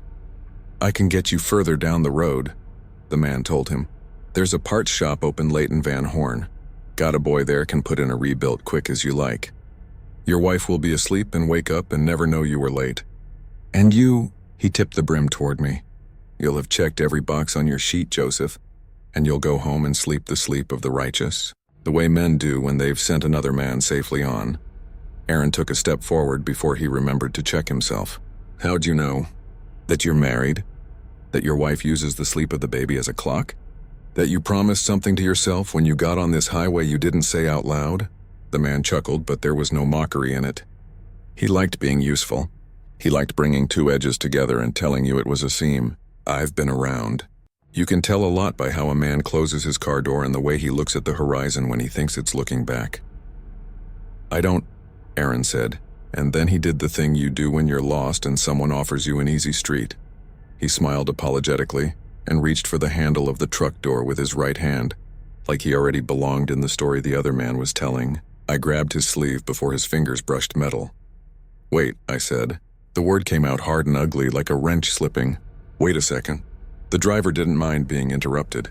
He liked it, I think. He turned his head slowly to consider me, and up close his cap wasn't any brand I knew. It didn't have a logo, just a vaguely oval shadow where one might have been, as if the idea of a brand were trying to remember itself. "You can wait," he said mildly.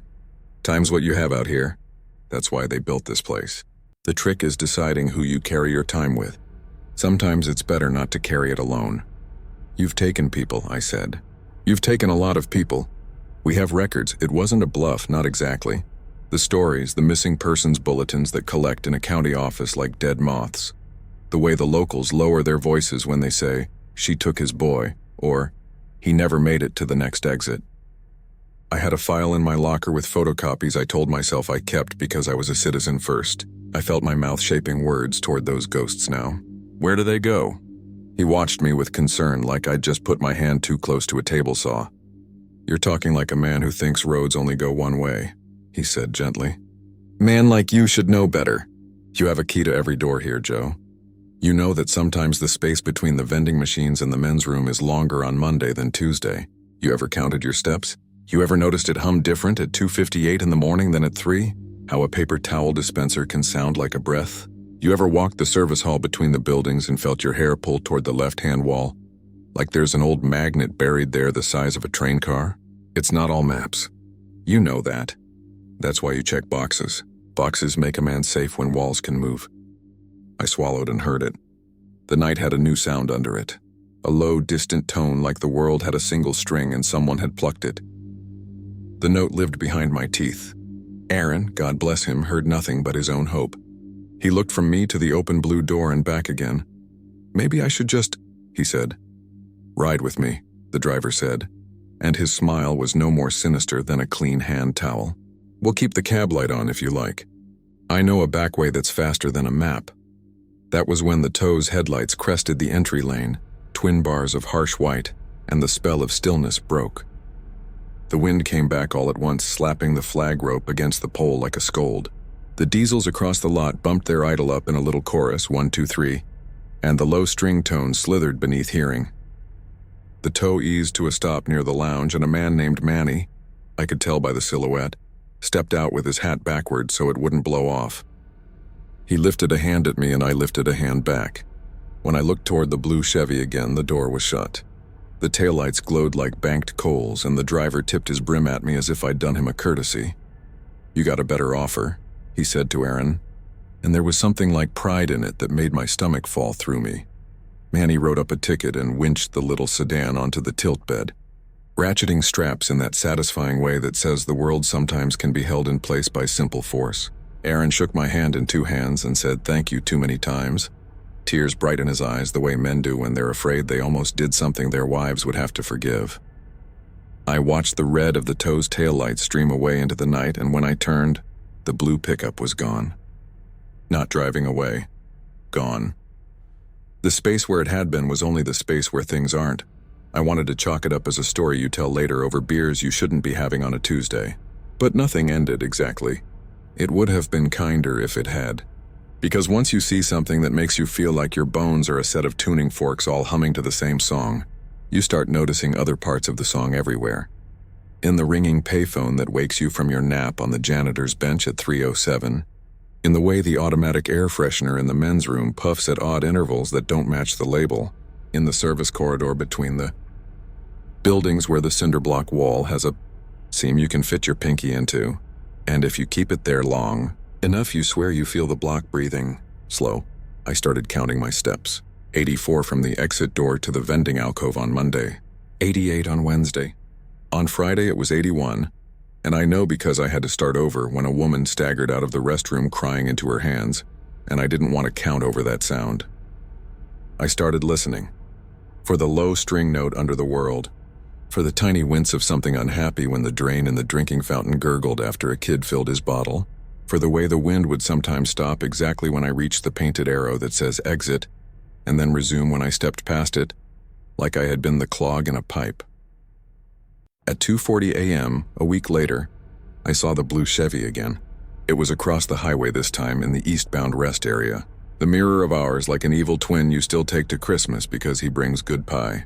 The truck sat in a pool of its own dome light. I watched cars stream past between us, red and white beads on a string, and I could see the driver had one hand on the wheel, thumb tapping a rhythm that didn't match the blinker. My phone buzzed in my pocket. No number, and when I lifted it, the screen showed an old CB frequency dial. Not a modern call, a thin orange needle trembling. I don't own an app that does that. The needle pointed to a number I could swear I'd seen on the radio dial in the truck. I didn't answer. I don't know how to answer a thing like that. The next night, a school teacher from New Mexico came in with a flat spare and asked me if he could nap an hour before he tried to limp to the next town. He had chalk dust ground into the creases of his fingers so deep, it looked like he'd had them pressed in snow. He fell asleep upright and the payphone rang and I didn't pick it up, but I could hear a man talking through the ring somehow, telling me that it was good to help people, that he could help me help them, that keeping someone safe is easier if you keep them forever. I took to walking the service corridor at the back of the building. Employees only, cinder block, bad light. There is a door there no one uses, painted the same green as the trim so it can forget itself. It leads to a narrow exterior passage that runs between the men's room wall and the caged-in ice machine, and then cuts across to the storage shed. They put it in for fire code and mice prefer it to any thoroughfare. The night I opened it for air, I heard, faint and a little wavy, the idling of an engine that wasn't anywhere I could point to. It sounded like it was on the other side of the wall in the desert and everything else. The air that breathed in on me smelled like dryer sheets and the plastic of new car dashboards. And under that, something like twine, like cheap rope that had been wet and dried over and over. In the cool of that passage, a dead moth lay on the concrete, its wings dusty blue. I put my finger in the gap in the cinder block seam and it felt warm. You can say big deal. You can say a man alone at night can hear his own blood and think it's news. You wouldn't be wrong. So here's something that isn't about me. 3 nights after the teacher, a woman in her 50s came in. A nurse from San Angelo who had been to see a sister she'd laughed with all afternoon. She bought a Coke and asked if the vending machines ever ate quarters. I said they try, but I give them back. The night was a little humid for us, and it made her hair frizz in a way she kept trying to pat, which made me want to tell her I liked it that way, wild and human. She said she'd sit for a spell because the night driving wasn't as friendly as it used to be. She sat. The payphone rang and I glared at it like you glare at a dog that's beginning a bad habit. She shook her head at it and smiled like the world was silly. At 3:03 I made a loop of the lot because that's what I do. I said good evening to a man who was smoking while leaning against a trailer, as if he were holding it up. I fixed the paper towel roll in the women's room because the spring had given up, and those things always explode at 3 in the morning like they're timed to terrify. When I came back through the lounge at 3:11, the nurse's Coke sat on the table with 3 swallows left and a circle of condensation bleeding out around it, and her denim jacket lay on the chair's back like she'd put it there to claim the seat. She wasn't there. The rest area at night is a magician. Turn around and look back and you'll swear a thing has been misplaced in your peripheral vision. I walked to the payphone and touched the receiver like you touch someone's shoulder at a funeral. Careful, sorry. It was cool. The clock over the TV said 3:12. I looked out at the lot and the wind had died one of its sudden deaths. Out at the edge of the car stalls, a pale blue shape slid away as if it had never been there, heading for the on-ramp. Not fast, not slow. If there had been taillights, they had learned how to be stars. I found her jacket 8 minutes later folded neatly on the service corridor floor by the green door. Not dropped, placed. On top of it lay her quarter for the Coke and a little square of paper with the vending machine helpline number. I had written it there at 1:15 a.m. on a post-it when I restocked. My handwriting. Beneath hers, smaller. Thank you, you're very kind. The pen had dug into the paper so hard it left impressions, as if she had been writing against a surface that didn't want to hold still. I pressed my finger into the cinder block seam and felt it breathe twice, slow and deep, like a dog sleeping under the porch. I called DPS then. I told them I might be crazy and I might not be alone in it. The trooper who came out was new enough to still have a haircut that said he wanted to be believed. He took my statement and then put a hand on my shoulder and told me this stretch eats people when it wants. The wind does it, he said. The wind and the quiet. Folks go for a walk and the night convinces them a mile is a minute. They step off the map to catch their breath and then the map is insulted and won't let them back on. He meant to help. He meant it the way men mean things when they don't know what to do with their hands. He took the jacket. He did not take the seam in the wall. I tried after that to make the place smaller. I started closing doors I'd once left open. The green one. The one that leads to the water heater closet. The one nobody uses for the map pamphlets because who picks up map pamphlets anymore? I taped paper over the vending machine gap where you can see the motors and belts working, because at night that looks too much like anatomy. I stopped answering the payphone. I tried to think only about soap levels and trash bags and the fine art of making a men's room smell like citrus, and not like what had occurred there. I even tried to get myself transferred to the eastbound area for a week. Lorraine said yes with a voice like she was glad to do it, and later I heard her ask someone if I had been sleeping okay. Eastbound. The sky is the same sky and the wind is the same wind and the stories are the same story with different punctuation. On my second night there, a teenager came in limping with one sneaker untied and his hair bleached the color of hay that has given up pretending to be gold. He said he was on his way back to Austin after visiting a girlfriend who he said he'd marry, and then immediately said he wouldn't, which is how you know he might. He said he needed a ride because his buddy had ditched him at the last truck stop after an argument about music, and he laughed too loud at his own jokes and looked at the bathroom floor like it might look back. At 1:26 a.m., I walked with him to the door and told him the same thing I tell all of them. We can call someone for you who owes you, and if no one owes you, we can pay someone to pretend they do. We do not accept rides from friendly men. A pale blue truck idled across the lot facing us, paint the color of a tired sky.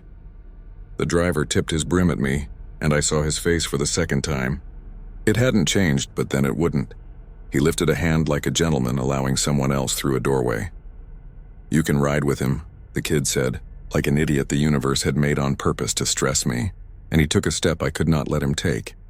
I touched his shoulder and the kid flinched like I'd broken a spell, and that was when the payphone behind us rang. Eastbound version.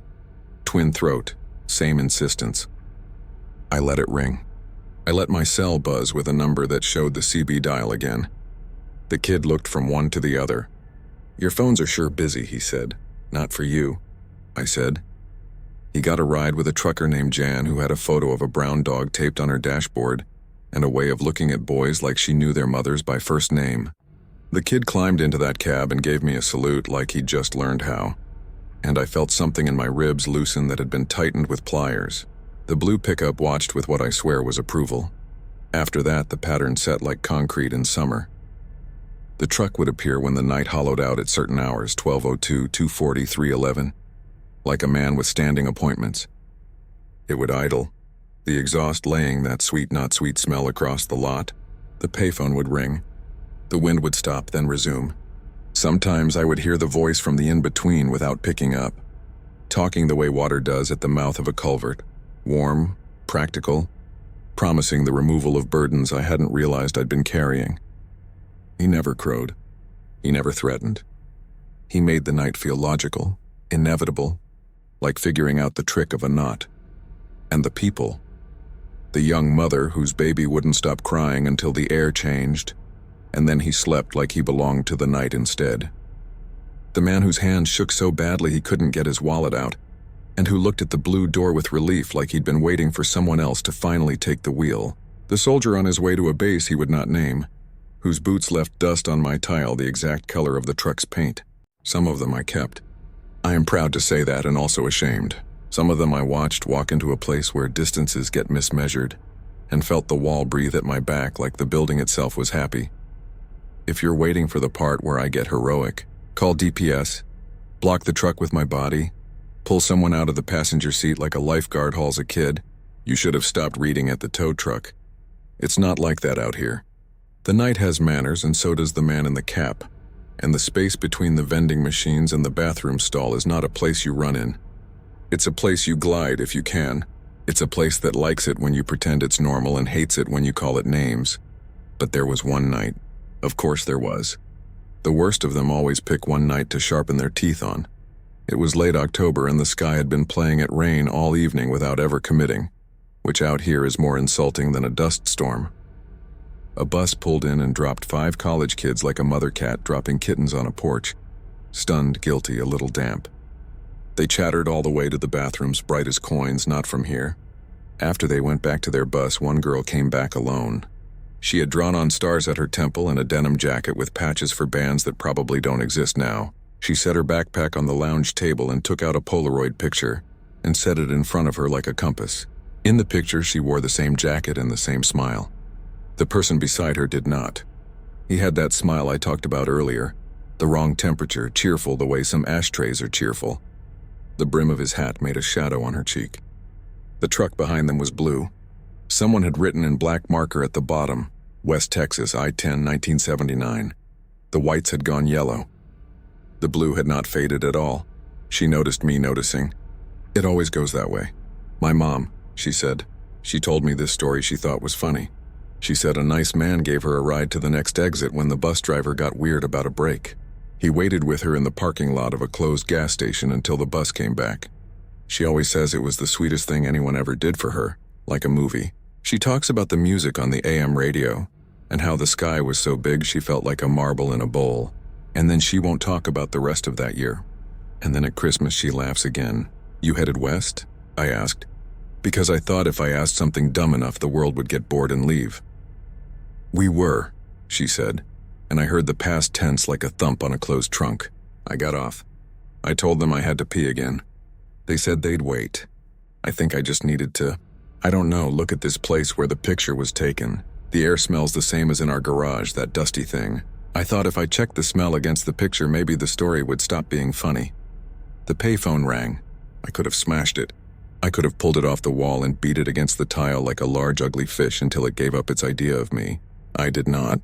I watched her look at the phone like it had volunteered to read aloud in class. "Don't," I said. "It could be my friend," she said, but she didn't believe that. "It could be a man who knows your handwriting without seeing it." "That doesn't make sense," she said. But the words were soft. She looked at the picture and then at the door and then at me. "I don't want a ride," she said, which is what people say right before they take one. I stepped into the doorway and for a second, the world had a shape I recognized. Me between a person who needed protecting and something that wanted her not to be where she was. But the night cheats with distance. The phone rang again and the tone under it trembled like a plucked wire. The wind flattened and I felt the air on my forearms lift my hairs again in that slow electric way. Out at the edge of the lot, the pale blue truck had materialized as politely as a man sliding into a pew. The passenger door opened. Cool air spilled out. The smell of old dashboards and cheap rope and dryer sheets folded fresh decades ago salted my tongue. The girl stared like she knew a magic trick had begun, and she refused not to see it. I stuck my hand out like you do to stop traffic and said, "No," in the voice my uncle used to use on dogs that didn't know they were mean yet. The door kept opening. I swear I heard a seatbelt whisper across fabric, patient as a hand smoothing a bedspread. And then I remembered something so stupid I wanted to laugh. I remembered the old keys on my ring. There are keys on that ring that don't open anything anymore. Old padlocks on sheds that got torn down, a vending machine that got replaced with a newer model, a closet that the state says doesn't exist. We keep them because nobody ever does the work of taking them off, and because having a lot of keys makes a man feel like he knows things. My uncle's belt pulled at my waist when I ran and the keys jangled and I heard the blue man say, "Approving." That's right. The service corridor door, the green one, has a lock that sticks, unless you know how to turn it while lifting the handle with your hip. I did that without thinking, flung the door open and a gust of that cool, dry, in-between air hit me. The seam in the cinder block breathed like a lung in a chest full of water. The sound of the idling engine rushed into that passage as if the space had been waiting to be a throat. The girl screamed, not in terror but in a kind of furious surprise as the air pulled at her hair. The Polaroid on the table slid toward the door on its own. I grabbed the picture in the girl's wrist and hauled her across the passage and slammed the door. All in one long, reckless motion you only get right if you never practice. The payphone stopped ringing like someone had cut a string. The world came back like a generator coughing after an outage. The diesel engines in the lot bumped up 1, 2, 3. The wind remembered itself. Outside, a trucker swore because his coffee burned his lip. The girl breathed fast at first and then slower, like a fish deciding to be a mammal. I let go of her wrist. My hand shook. In my palm, the Polaroid felt warm. We stood there a long time without saying anything, listening to the building complain softly about being itself. Finally, she said, "Thank you," in a voice that had gotten older in 15 seconds, then quieter. "My mom says she dreamed a lot that year about the smell of rope." "Call your friends," I said. "Tell them to come back." She did. The bus returned with a lot of laughter to cover how little they understood. They were loud the way the living are loud. She got on. She did not look back at me. I prefer it that way. If she had, I might have told her to throw the picture in the first water she saw for 100 miles. I might have told her to keep it under a floorboard and never bring it out at Christmas. I might have told her to look for the blue in it when the rest of the colors fade. After the bus left, I went to the service corridor again. I put my palm to the seam. It was hot, not warm. Hot like metal in the sun. It didn't breathe. I don't know if I was relieved or bereft. I slept in my car in the staff space as the sun shouldered up behind the hills. And when I dreamed of a highway that ran through a house that ran through a field that ran through the inside of a blue truck cab.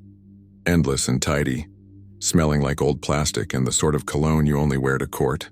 In the dream, I sat in the passenger seat and the driver said, "You keep trying to send them to places, Joe. What if there are places that don't need to be gone to but are already here?" And I said, "Then why have exits?" And he laughed until I woke up with tears on my temples. That was years ago now, and I'm still here. People ask me sometimes why. I could transfer.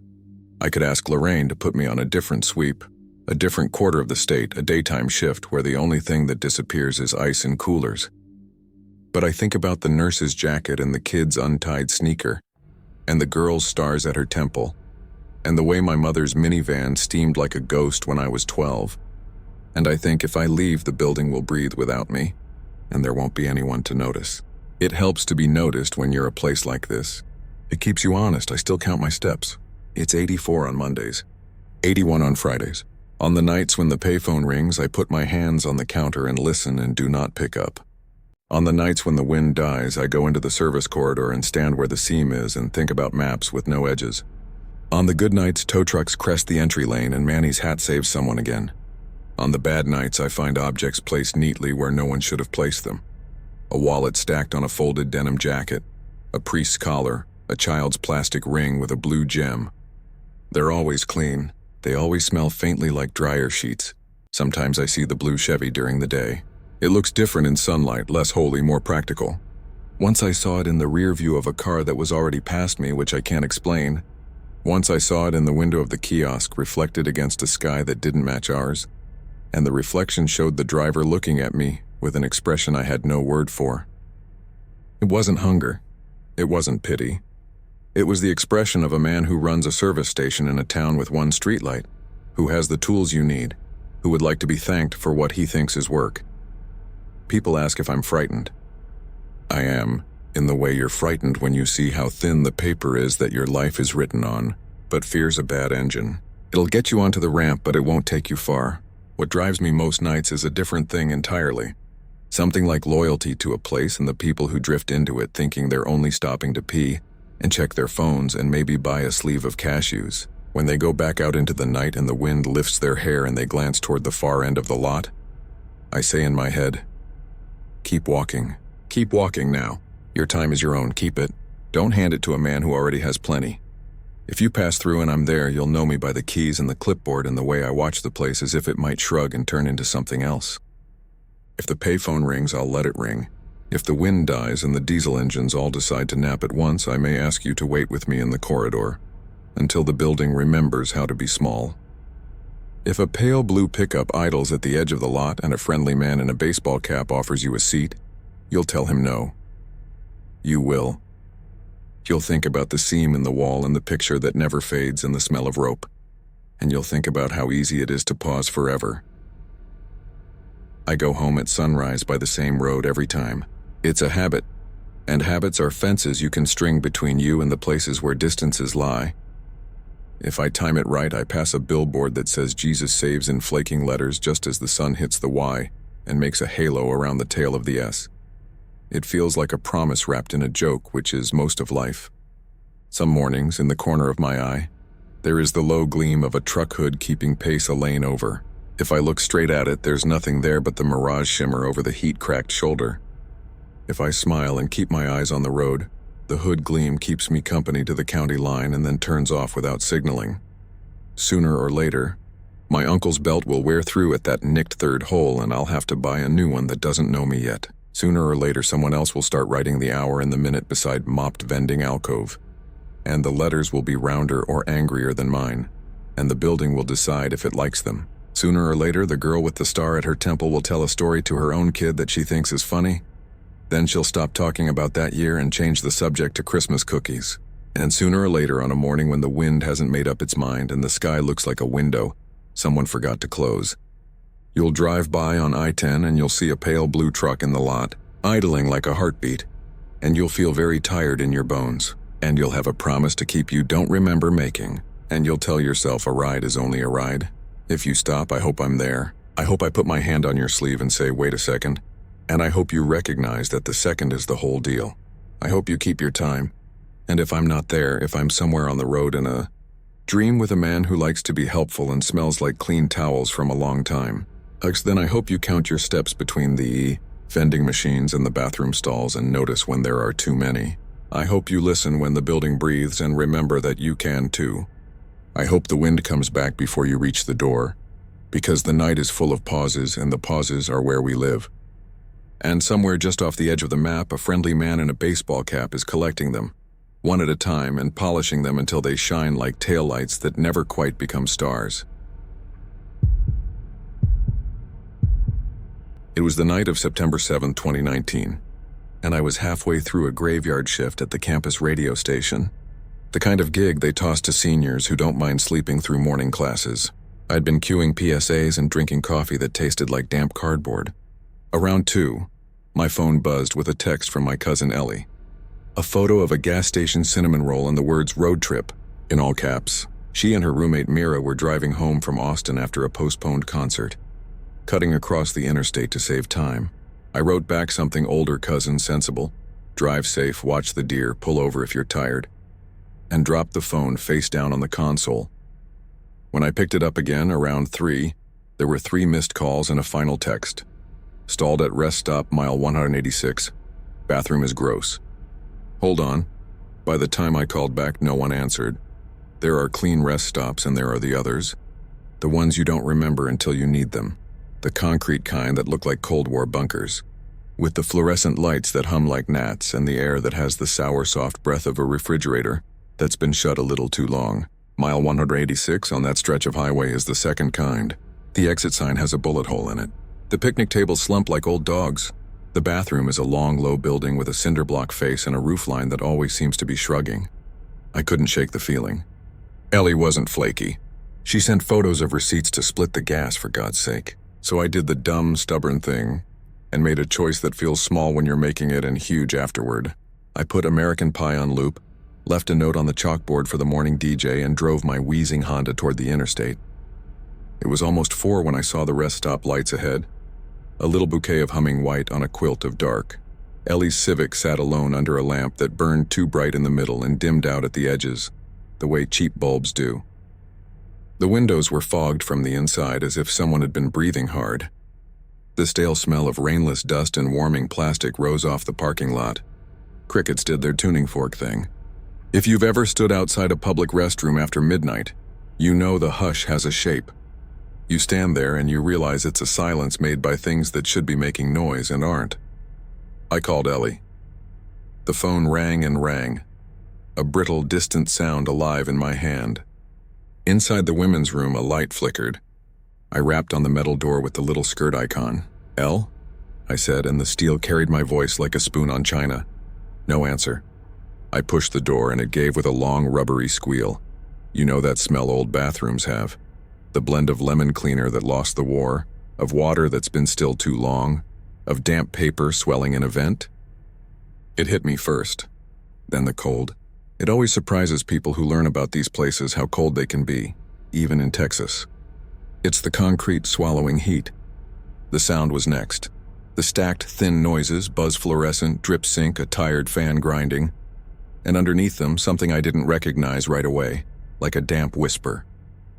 The room had 4 stalls on the left, sinks on the right, a square window with wire lattice so taped over with grime it had gone the color of tea. The last stall was closed, and the hinge had that bent look, the way metal gets when it's been leaned on for years. On the floor just outside it sat Ellie's phone. The screen was spidered from a drop, the cheap glass protector lifting at the corner. There were smudges across it like fingers that had tried to draw something. Ellie's keys lay beside it. I picked up the keys and the little felt cactus keychain touched my palm. "Old habit," she said once, giving herself something soft to find in the dark. "Ellie?" I said, not loud, and the word dissolved in the fan's scrapey breath. I knocked on the stall door with a knuckle. The knob, it was the cheap puck kind with a slit for a coin, looked scuffed. "I tried it and it didn't turn." "I'm opening," I said, because that's what you say when you're pretending not to be scared of embarrassing someone. I pressed my ear to the crack and heard nothing but the hum. Then a faint tapping, like someone drumming fingernails on a counter. "L?" I said again, and this time I kicked the door low and hard because I'm not courageous, just clumsy. It thunked against the latch and bounced back. The tapping stopped. Something about that silence felt active, like a lung held for a count of 10. I backed up and considered the hinge bolts. They were painted the color of old chewing gum. "If you're stuck, make a noise," I said. The fan coughed, and in the pause after, the tapping started again. This time it wasn't a rhythm. It was frantic, splayed, the way you hear a dog scrabble behind a closed door when a storm starts. The hairs on my arms rose like weeds. "Okay," I said. "Okay." I grabbed the partition's top and set my sneaker on the toilet paper holder of the next stall, leveraging over like a burglar in a low-budget movie. My jeans caught and popped a seam. The light flickered once, twice, long enough for the room to practice being dark. When it steadied, I got an eye line over the wall. Nothing. Just the kind of nothing that has a temperature. The toilet lid was up and the bowl gleamed like a blind eye.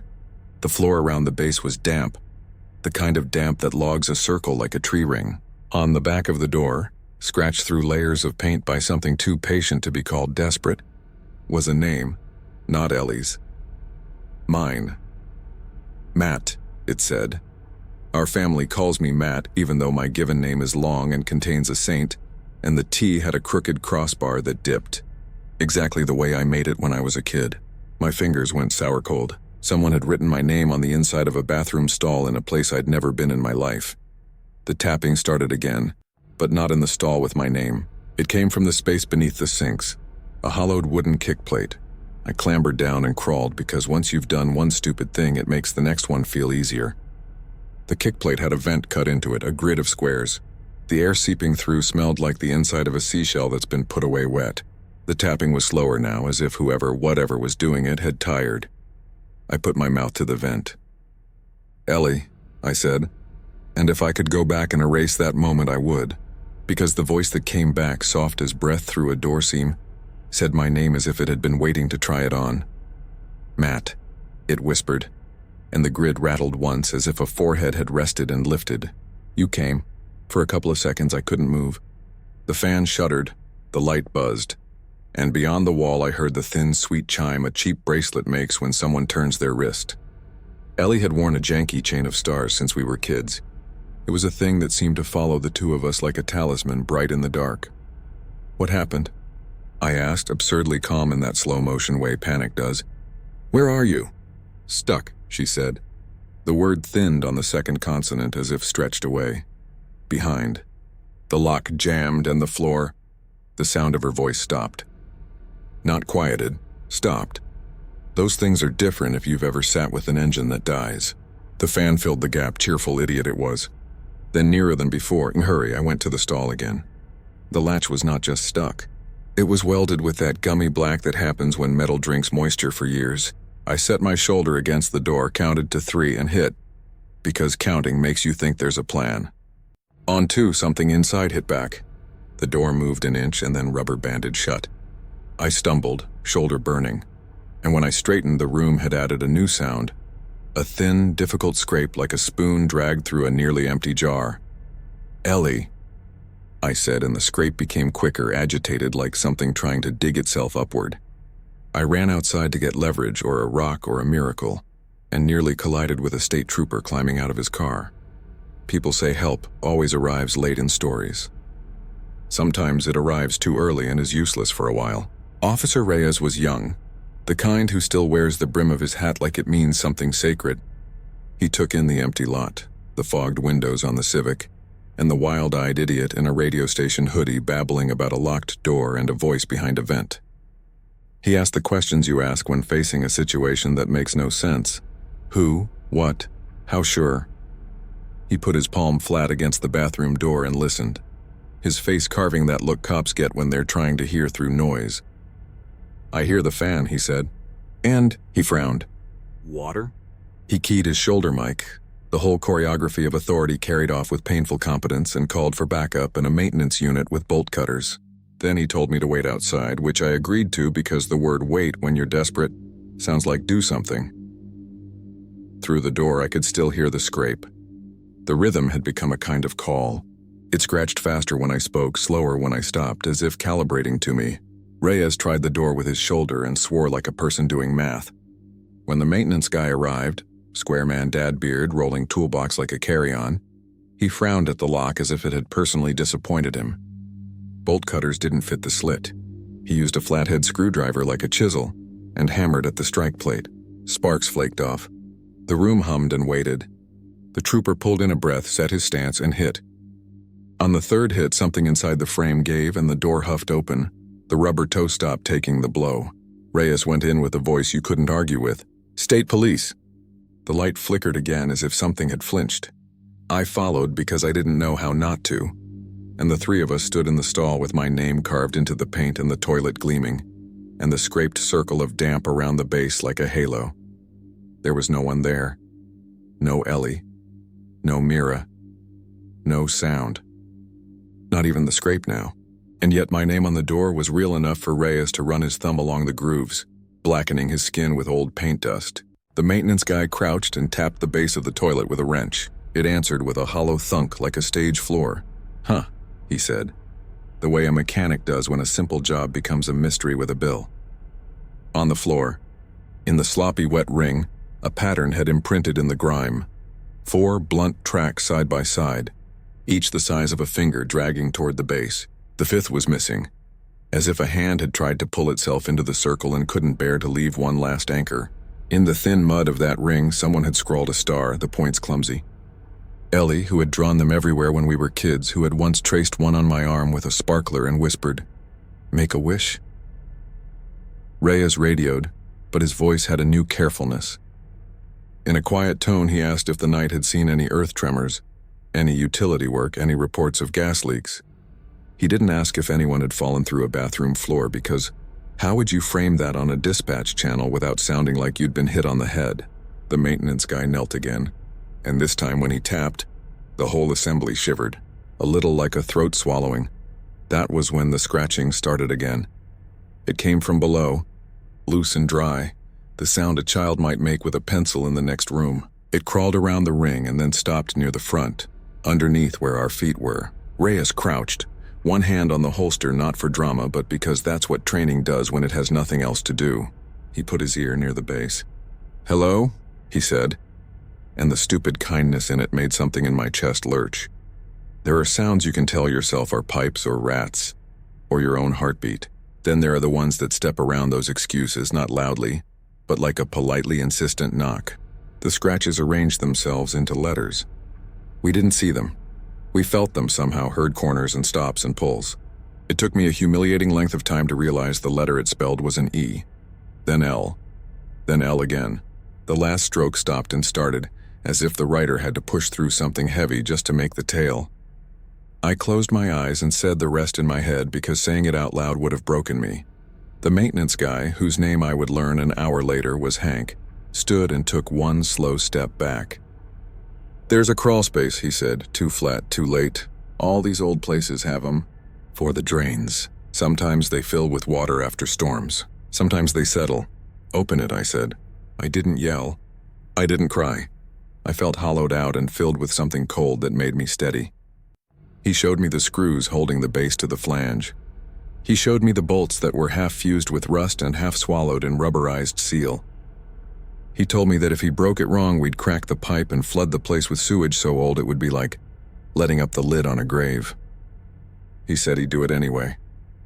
By the time another car arrived, a woman in plain clothes with a braided ponytail and a notebook, Detective Aylin Mora, we had the toilet loose. Hank gripped one side and I the other, and Reyes straddled it like a wrestler ready to go backward. We counted and lifted, and the thing came free with a wet kiss that slopped dark water up over the rim.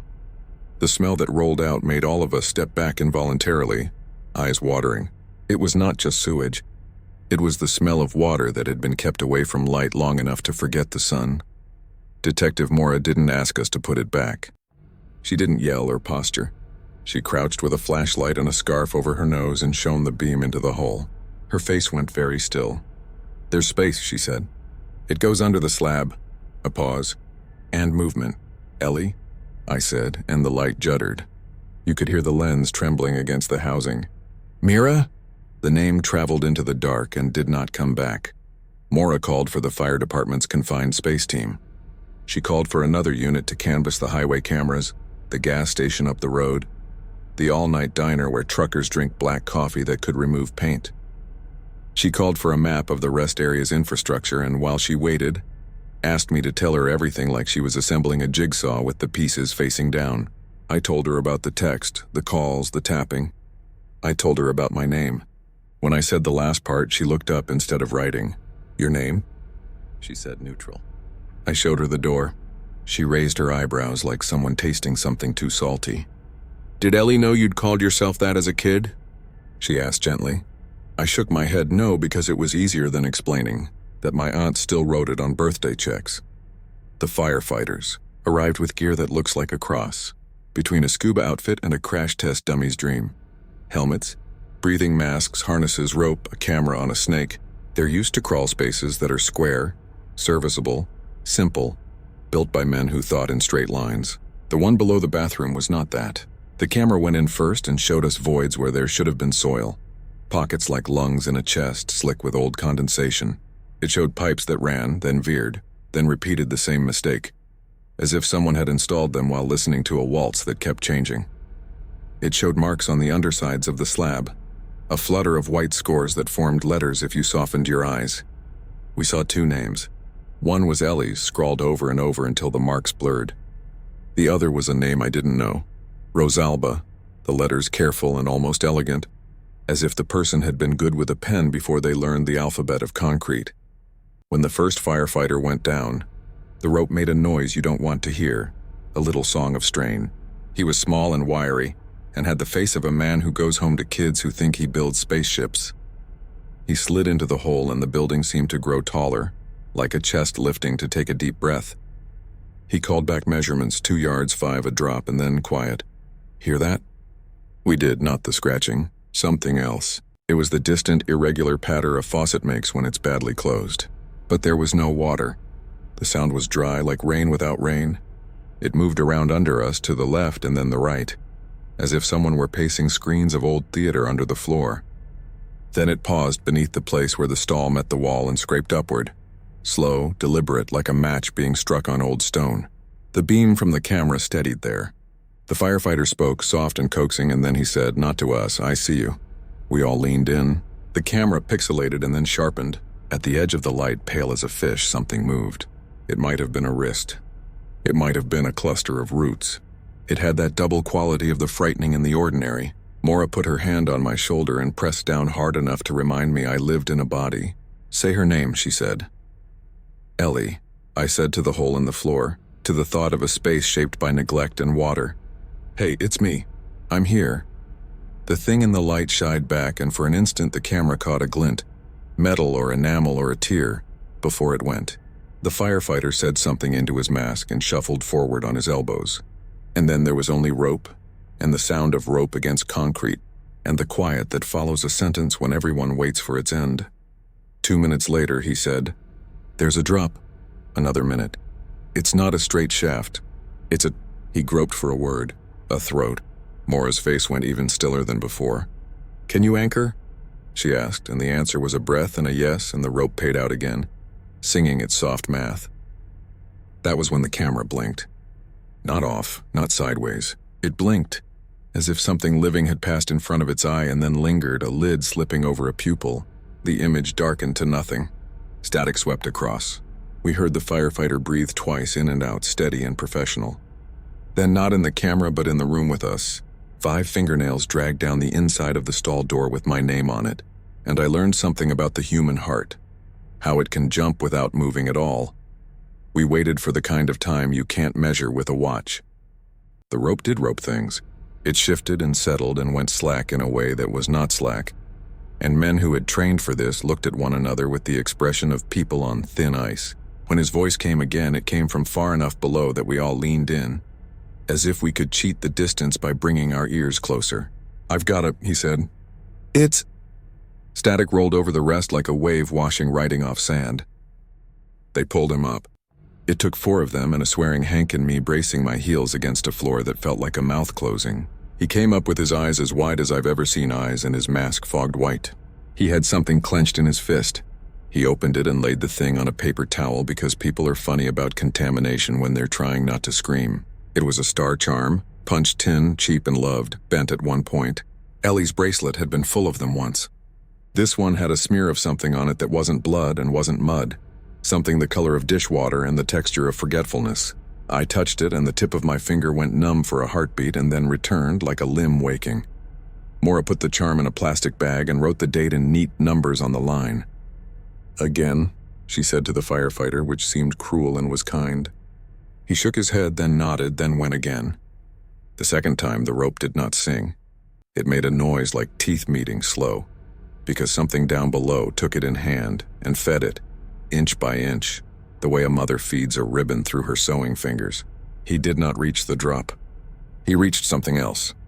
When they hauled him, he came back with a piece of tile. It was square, pale blue under the brown.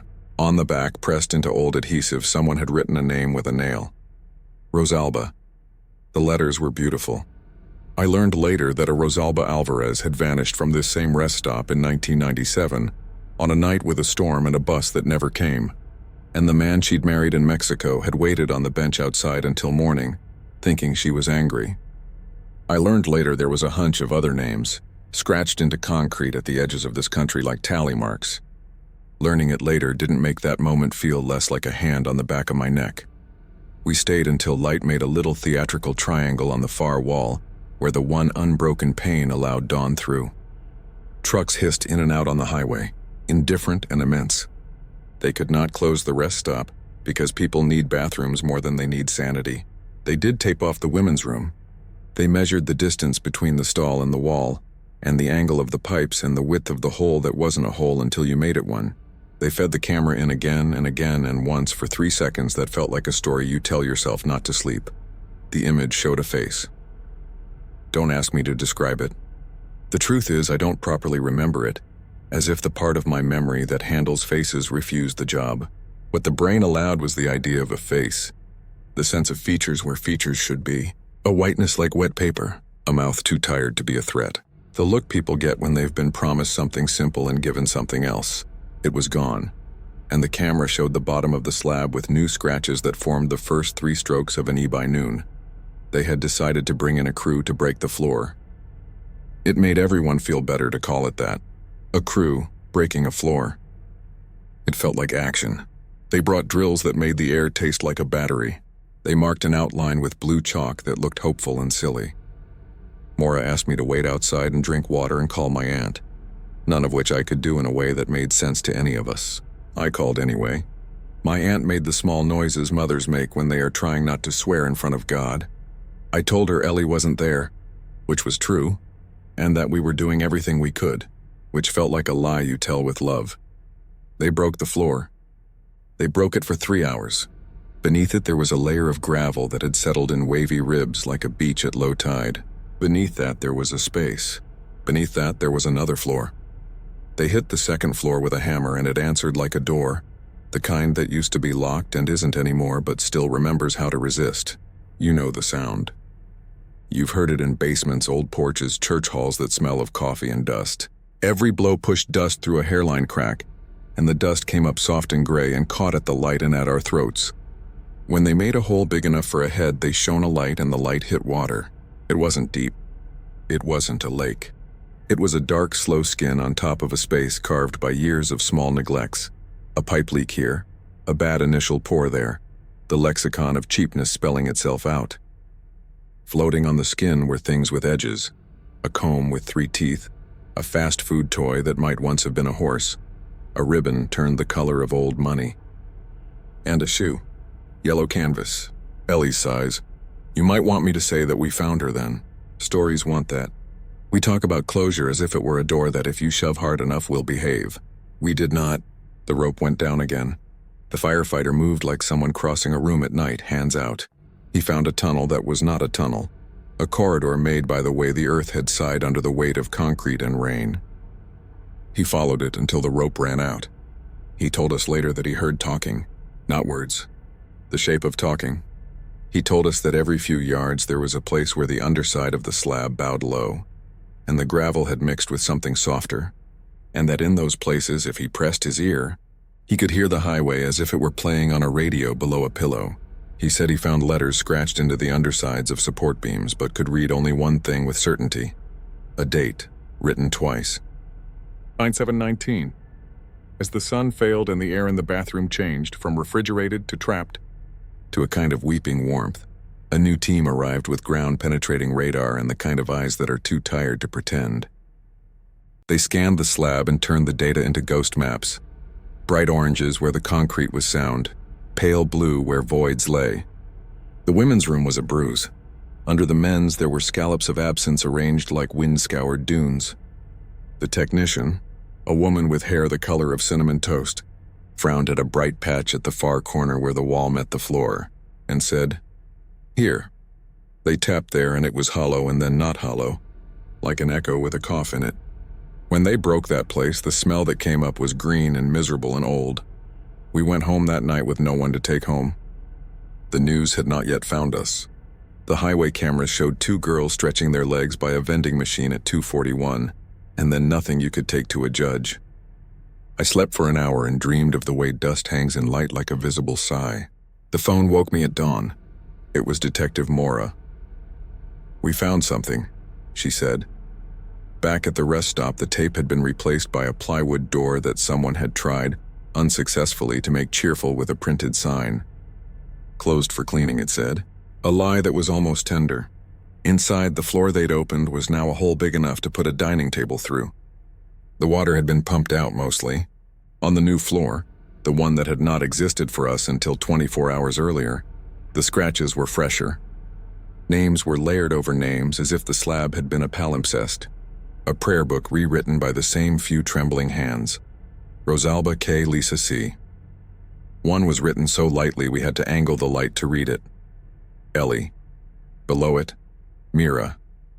Below that, spelled out with lines that shook and then held, as if the writer had remembered on the 3rd try how letters work. Matt. The maintenance reports for mile 186 go back to the early 80s. Before that, records live in boxes that smell like pencil shavings. There were leaks. There were sinkholes in the drainage ditch out past the picnic tables. There was a rebuild in 95, only a partial one, because the money didn't stretch. They poured a new layer over the old layer because that's how you solve problems when you're in a hurry. And the public is impatient and bathrooms don't pay. Somewhere in that fast fix, something that wasn't structural loosened. It made a space where a person might go if the wrong pressure happened at the wrong time. It made a mouth that learned the feel of wrists. You want the ending, I know that. You want me to tell you we pulled up a bent piece of pipe and a kind of door swung, and that beyond it were rooms where they had been, thin and furious and beaming like miners found after a week. You want me to tell you the scratches were guides, that their names formed a map that we could follow it. The not quite truth is that we did follow it for a while, with cameras and courage and a ridiculous holy stubbornness. We found more tiles. We found a backpack turned inside out. We found a hair tie with 2 beads, blue and white, that I remembered from Ellie's wrist. We heard talking. We heard the whispering noise of many small things rubbing together in the dark. On the 3rd day, a backhoe bit the ground by the building and the earth sighed in a way that knocked 3 men to their knees. Engineers in orange vests drew cross-sections on clipboards and said words like stratification and void migration and slab creep. They warned us that the more we opened, the more the thing under us would learn how to behave like it had wanted to behave all along. It would unremember the floor and prefer the throat.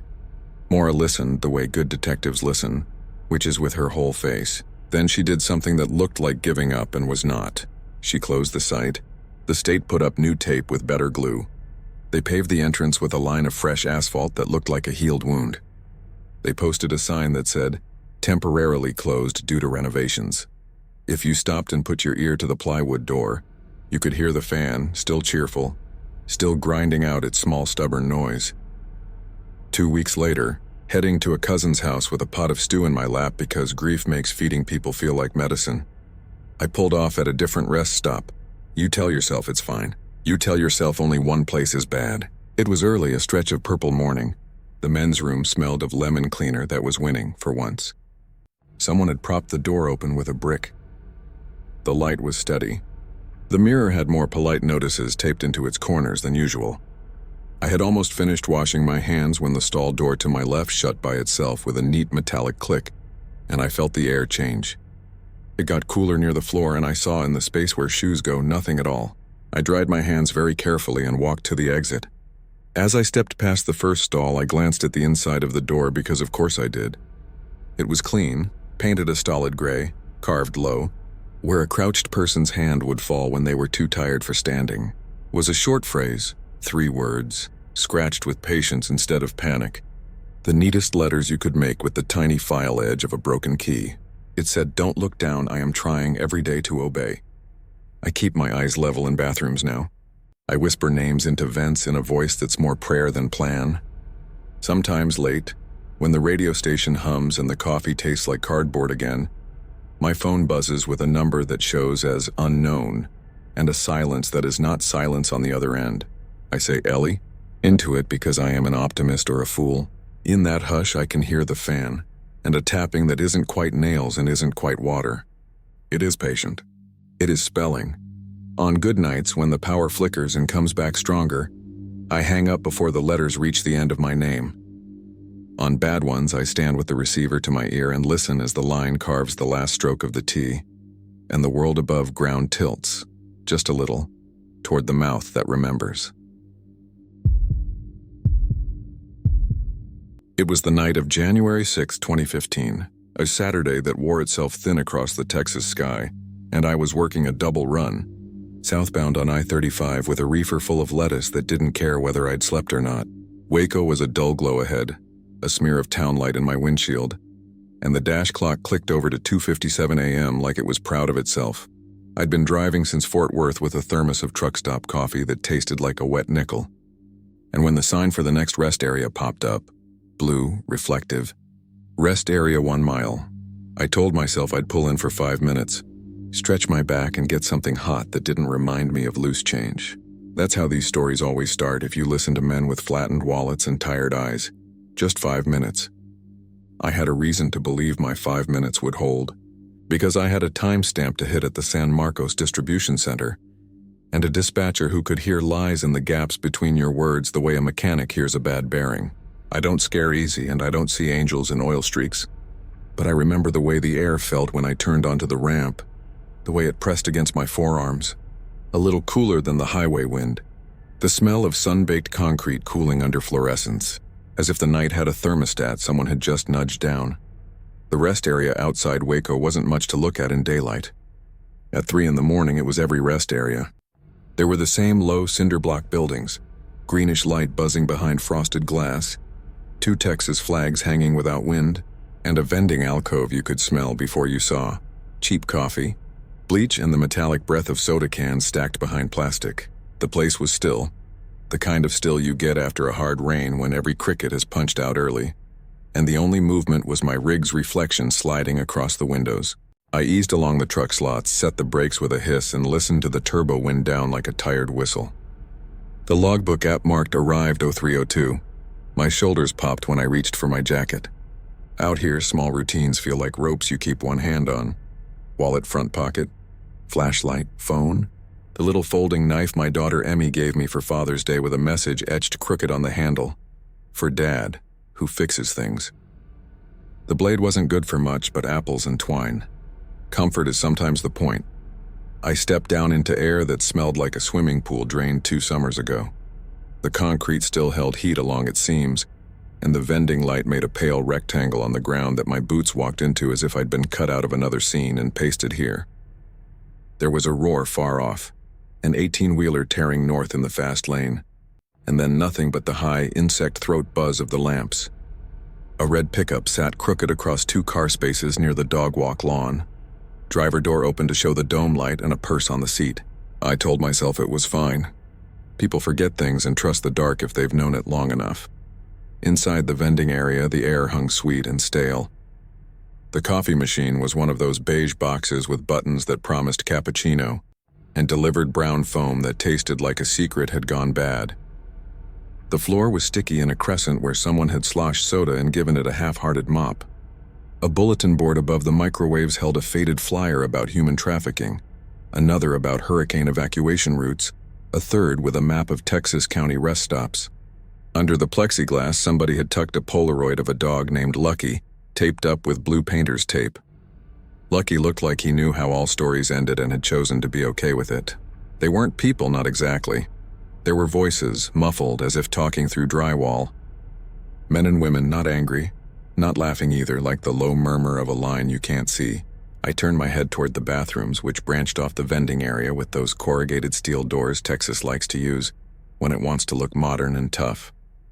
The sound seemed to come from the seam where the wall met the ceiling, from the duct maybe, or from behind the soda machine, which juddered a little with its own refrigeration breath. I pressed a thumb to the bridge of my nose and told myself I was hearing wind translated by bad architecture. A man came in right then, and I was grateful because company makes a room choose a shape. He was 40-ish, thin, wearing a graduate school kind of beard that made him look like a guiltier version of himself. He gave me the Texas nod, chin up, polite distance, and went straight to the candy machine. He put in $1, then another, his hand doing those small frantic taps on the glass like a man negotiating with a fishbowl. "Ever happened to you?" he said suddenly, not looking at me. "Where you can almost hear words in a hum?" "Static," I said. "Happens when the coffee's bad." I lifted the cup, tasted the foam, found it surprisingly hot and surprisingly not terrible. I could feel the truck in the back of my head like a dog waiting for a door. He gave a small laugh that made me think he was trying to be brave for my benefit. "Mouths," he said. "My wife says she hears mouths sometimes, like the mouths keep moving." He pushed the selection for pretzels and stood back. The coil unrolled slow, then stopped with the bag balanced on the lip. He looked briefly betrayed and then did what everyone does. Smacked the side, wobbled it, smacked again. From somewhere near the ceiling, one of the voices rose and fell like a tide. "Y'all got some party in there," I said, pointing with my chin toward the bathrooms. The joke came out softer than I meant it to. He frowned. "I thought that was your radio. I didn't have a radio." The phone in my breast pocket had a little red badge from my dispatcher, a message I decided not to read yet. The voices kept stitching and unstitching a kind of unsong. The man frowned up at the vent. "Maybe a maintenance crawl space," he said. "My campus had some from the 1970s. Whole ghost tunnels." He smiled to show he was friendly. "Drive safe," he added, and left without his pretzels, which bothered me more than the voices.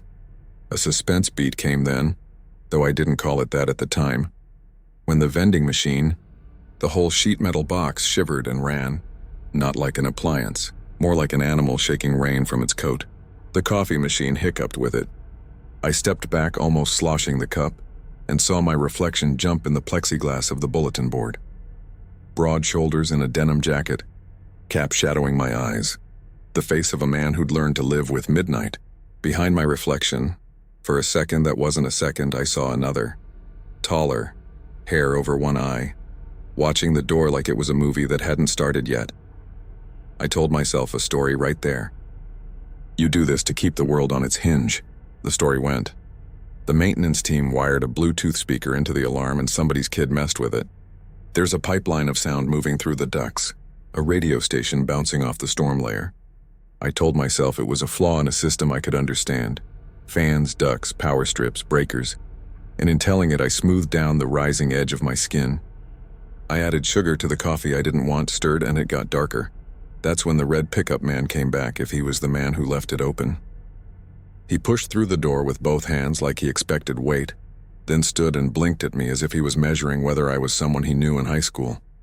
He had the jittery look people get after they've cried or almost decided to. "You hear that?" he asked without preface. His hands were damp. "My girl Casey swears she heard someone say her name. In the ladies' room. Nobody there." I kept my tone flat. "Probably the AC." He shook his head once, hard. "She said it came from the wall. Like it wasn't behind the wall, it was the wall. She's in the truck now. Won't come back in. I was gonna get her water, but..." He grimaced at the soda machine like it owed him money. "Hell with it. You heading north?" I asked, not sure why I wanted to know. "South," he said.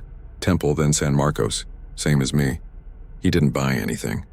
He left the door yawning and the night poured a draft across the tile. In that draft, I smelled something that wasn't rest stop. Not bleach or coffee or oil.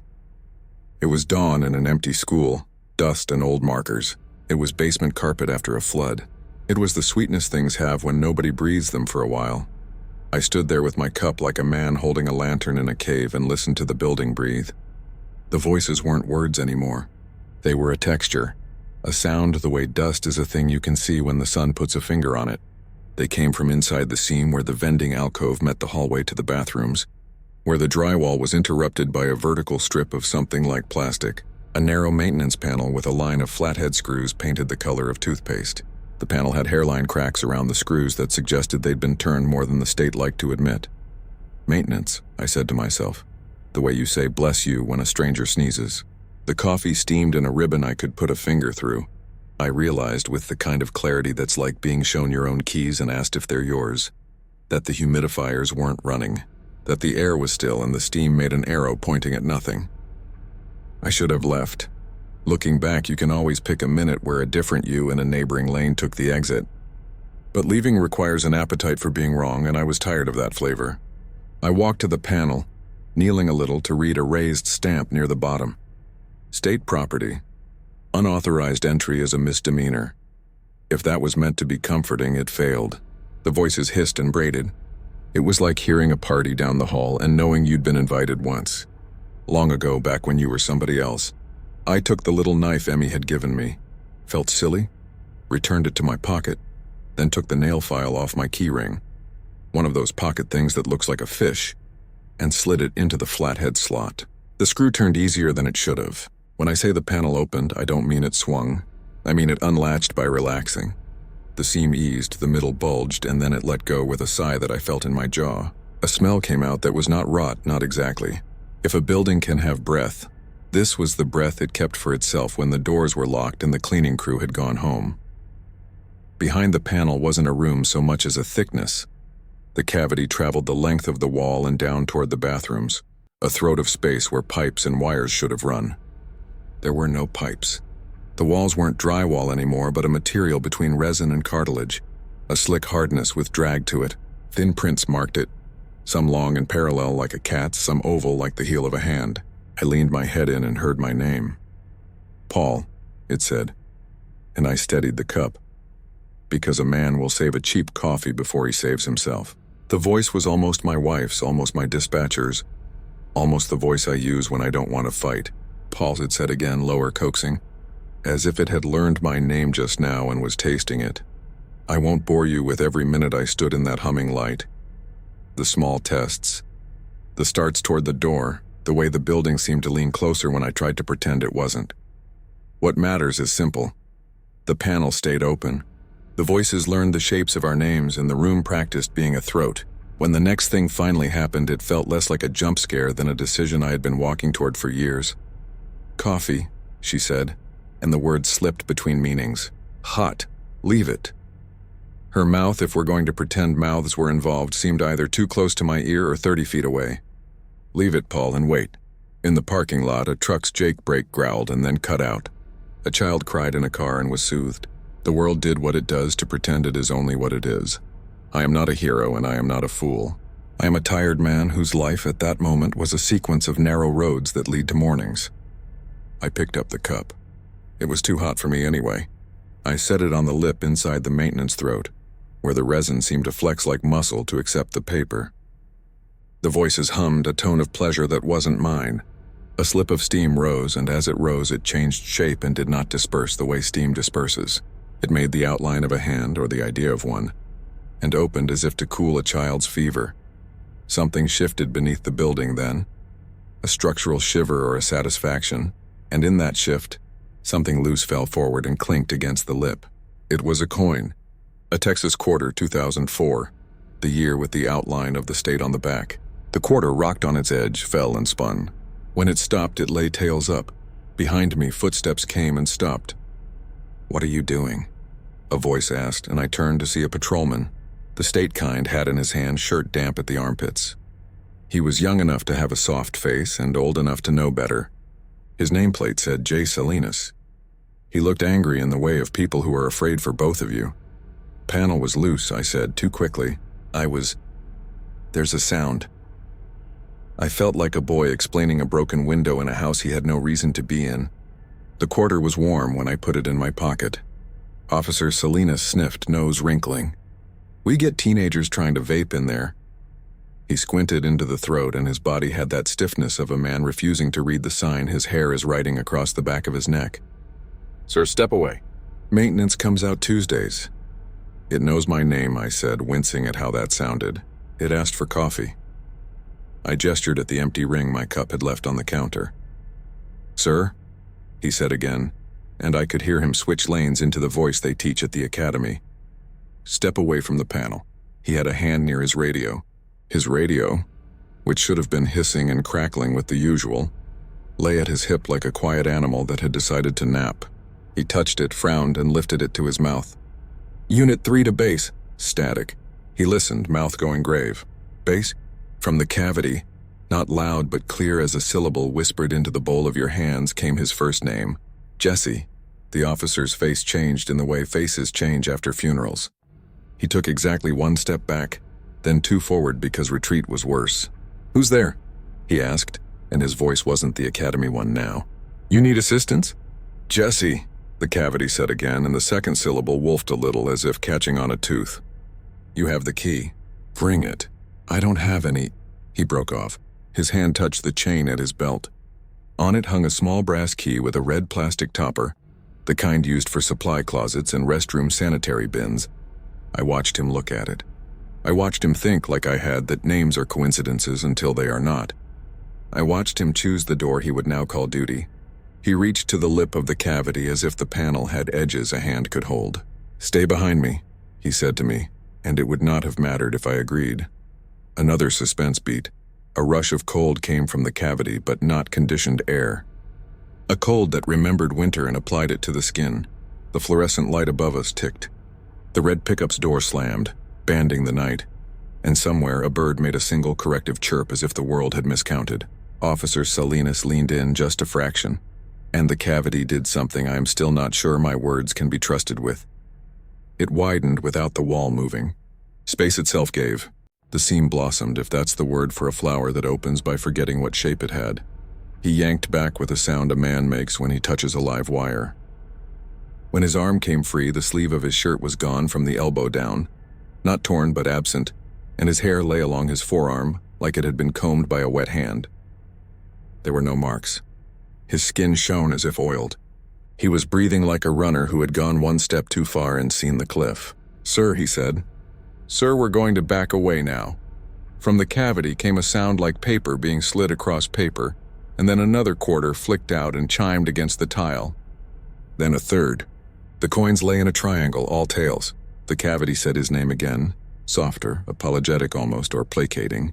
It added my daughter's, which made me smack the panel without meaning to.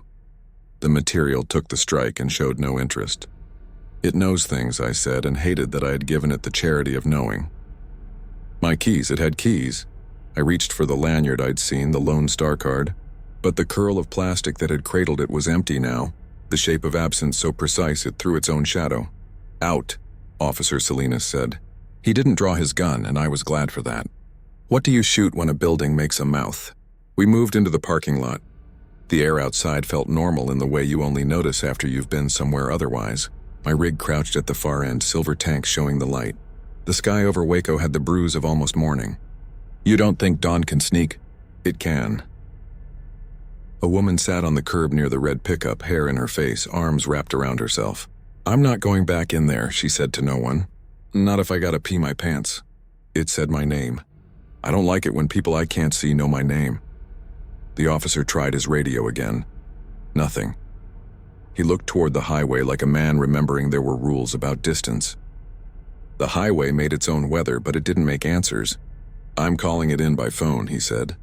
He looked at me as if measuring whether I would do something he'd have to write down later. "You, sir, get in your truck. Lock the doors. Do not go back in. We'll shut the building until maintenance can inspect." The word maintenance sounded like prayer the second time. I said, "Okay." I meant it. I walked a straight line to my rig. The cab smelled like fried cloth and wintergreen gum. I shut the door and the isolation pressed in like a glove. In my mirror, I could see the officer pacing, head down. The woman watching the door with the wrapped-up look of someone who had seen the first 5 minutes of a horror movie and refused the rest. I put my hands on the wheel. I sat. I thought about my dispatcher's red badge. I thought about the quarter warm in my pocket and the loneliness standing at my shoulder like a patient uncle. Another beat. From somewhere in the building, metal bucked. The vending machine thumped once like a heart taught to misfire. In the mirror, Officer Salinas turned, looked, and walked back fast, one hand to his belt. He put his palm against the glass as if testing for heat in a fire. The glass reflected him, and next to him a second shape, pale and slightly taller, hair covering one eye. He flinched, and the shape did not. He opened the door. He went in. Did I get out? Did I follow? If I'm telling this, you know I did something and not something else, and the order is unflattering. I waited. I waited 1 minute that stretched its joints, then another that bared its teeth. The woman by the pickup cried into her sleeve. Somewhere, an automatic air freshener hissed cheerful poison into an air that could not be helped. Then I opened my door and climbed down because there is a line between cowardice and survival, and I'd misplaced it. Inside, the fluorescent died 3 times in a row and came back each time dimmer, like a man not convinced about standing. "Officer?" I said, and I hated how small the word sounded in the room. The vending alcove looked like it had been breathed on from the inside. The bulletin board's plexiglass bowed. The Lucky the Dog Polaroid had a dent pressed into the dog's forehead, exactly the size of a thumb. My coffee ring on the counter had dried to a sepia halo, and within it a smear the width of a tongue. The maintenance panel was wide open now. Not unlatched, not eased. Open. The cavity inside yawned with a welcoming that felt like it mocked the idea. Officer Salinas's hat lay upside down under the lip, a suck of dark water in the crown where there should have been shadow. The cavity spoke in the voices of people trying not to wake sleeping children. "It's all right," it said, and every word had an echo of something I loved. "We take the tired." He was so very tired. I took 3 steps back and my boot heel hit something. The pretzel bag from the machine lay rolled and bitten, teeth marks at the seam.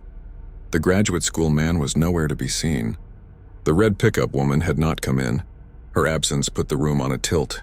"You can't have him," I said. Or I thought I did. Maybe I only mouthed it.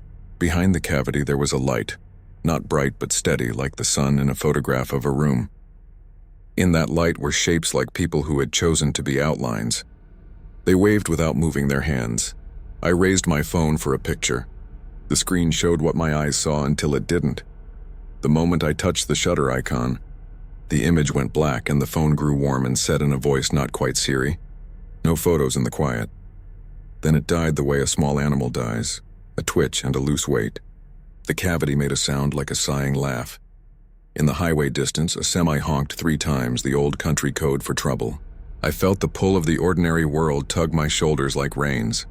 "I'm leaving," I said, to the cavity and to myself. "I'm going to call—" I didn't finish the sentence because it was a sentence about institutions and light bulbs and doors, and the cavity did not live where those sentences end. "Wait," it said. 5 minutes. It used my voice then, and there are not many men who can march away from their own voice. It added like a friend in a bar asking for one more. "For the road." That is the moment I wish I could rewrite. That is the second I would adjust the dial on. The panel had a hinge of metal somewhere, or a hinge of something that did hinge work. I put my finger to it almost tenderly, the way you touch a cat you think might let you. 5, I said. 5, it agreed. I did not mean to lean in. The cavity leaned out. It brought the knot light closer. In that knot light I saw faces, and then I saw what faces were when they were done being faces and had decided to be the idea of faces. I saw a girl with hair over one eye, a boy holding a bag of pretzels with his mouth set to polite, a trooper without his hat, a driver withholding his name because names get you kept places. I saw the vending machine pressed against itself as if to be smaller. I saw a room in which there had once been pauses, and the pauses had arranged to become permanent. Something touched my wrist. I thought briefly of Emmy, 3 years old, reaching from her car seat for my finger at a red light. The touch was cool, damp, insistent. My finger twitched. The quarter in my pocket clicked against the other change like a horse testing its bit. Then the building exhaled and my hand slid an inch. That was all it took. The cavity had its angle. It widened around my fingers, then my hand, then the heel of my palm. With the same soft velvet pressure you get when you push through a theater curtain. Only these curtains cared about you in a way cloth never could. I pulled back. The pressure held. It was not pain. It was opinion. I looked at my wrist and saw with the kind of perfect attention that only comes when nothing else will do, that the hair on my arm was lying backwards. Not pressed, arranged. No, I told it, and the firm little voice of my daughter stood up inside those letters. No, the cavity considered. The pressure relaxed half an inch, the way a thing might when it is being polite and calculating. I took the bargain and yanked. My hand came back slick, tingling, and clean in a way that did not feel like good hygiene. On the side of my index finger there was a mark like the line you get when you carry a heavy grocery bag. It pulsed once like a swallowed heartbeat. My skin tasted like pennies. Outside someone screamed. It was the red pickup woman. I should have run to her. I didn't. I turned and looked through the glass at the dawn bleeding in the east, and I thought, this is the moment the story ends for me. I go to my truck. I drive away. I don't tell it well. I don't tell it at all. Then the cavity said Emmy again, lengthening the vowel, making it a string it could pull me with. I did what the tired do. I loved my child. I went toward the sound that promised to know her. I stopped at the lip. You can take me, I said, and there was a peace in how stupid that was, like finally picking a lane in fog. You can have me if you leave her unsaid. The cavity found this funny. The laugh it made was like someone flipping through receipt paper very fast. We don't take bargains, it said, and the word bargains felt like teeth clicking. We take breaks. Breaks, I said. Breaks, it said again, pleased to have found the tone we could share. 5 minutes 10, the last coffee. A rest. We live in the places people go between. We breathe where they decide to be nobody for a little while. Everyone is nobody here. Some get tired of holding themselves together. We help. They vanish the way sweat does. It isn't a crime. It paused then with something like sympathy. It is a decision. I didn't believe it, but the quarter in my pocket lay warm as a small truth, and the coffee cup was gone, and Officer Salinas' hat held an impossible puddle. The graduate school man with the beard was telling someone a story inside the knot light, his hands moving in shapes I could almost follow. The building hummed. The fluorescent flickered again, steadied. Morning was ready to put the world back on. I went to my truck. I don't remember choosing it. I remember the click of the fob, the sound of the latch, the sigh of air as the seal broke, the cab smell I had made over years of breakfasts eaten where meals shouldn't be eaten. I climbed in. I set my hands on the wheel. I looked in the mirror and saw the red pickup door still open. I saw the woman on the curb, rocking. I saw the officer's cruiser sitting with its lights off like a dog that had learned a new command and regretted it. I started the engine. The dash lit. The logbook app trembled with its own kind of responsibility. Arrived 0302, it said. On duty, it suggested. Then it blinked as if thinking and put itself to off-duty 0307 without asking me. The reefer's thermometer read 37. The air through the vent smelled like it had remembered mountains once. The highway called and I sat there like a man waiting for someone to knock who had already been in the house a while. This is the part no one believes when I try it out loud. A man in a baseball cap you wouldn't describe appeared in my passenger seat and looked at me with interest, as if I were a museum piece working. He was the age everyone is in their head. His hands were empty. He said in a voice that wouldn't bother a moth, "You can sleep here." "I'm driving," I said. "You think you are," he said. "But you look like a man parked inside himself, and we like that." 5 minutes. The last coffee break. He glanced at the vending building. Some people go inside. Some people bring it with them. Either way's fine. I have deliveries, I said. So do we, he said, then smiled with a wince of kindness. We deliver people to the part of themselves that asked for a pause so long and so hard they fell into it. I put the truck in gear. I expected him to vanish. He buckled his seatbelt. I eased forward. The tires thumped over the painted line. He watched me with the light interest of a cat told a new rule. "There," he said when we were at the mouth of the exit ramp. "You can decide now. There's the highway. There's the rest. Take your break or take the road. Either one is a small death. The only difference is which world marks your time card." I stopped at the yield. A semi-blurred past wind slamming the mirrors. I looked at the clock. For I looked at the fuel gauge. 7/8 full. I thought of Emmy's crooked letters on the knife handle. I thought of Lucky the dog with the thumb dent in God's forehead. I thought of the coins. I thought of the officer's hat. I thought of the graduate school man's missing pretzels. The man in the cap folded his hands as if waiting for a preacher to get to the important part.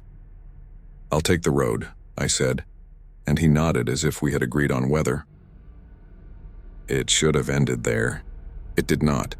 The ramp fed me into the southbound lanes. My truck moved like a thing that believed in me. The man in the cap did not go. He didn't speak. He watched me drive for 8 miles, 9, the sky paling over the right shoulder like an apology. Then he sighed, and it sounded like a building settling. "You don't have to prove anything," he said. "You already came inside when you put your hand in. Most people don't get a test drive." He tapped the windshield. "You could pull over anywhere." I was not praying, but something in my head pressed its face to the mesh and whimpered. "No," I said. "I'll make San Marcos. I'll unload. I'll call my kid before school," I signaled. I took the next exit. The man smiled as if I had finally made the only decision that counted. I pulled into another rest area, the mirror of the one outside Waco, or maybe I had never left. The same cinder block building, the same hum, the same flags motionless like they were taking the night off. My clock said 3:11. The odometer said I had traveled 0.0 miles since last stop. The reefer read 37. My phone, dead a minute ago, showed full battery and 3 missed texts from my dispatcher. Status? Status? Call.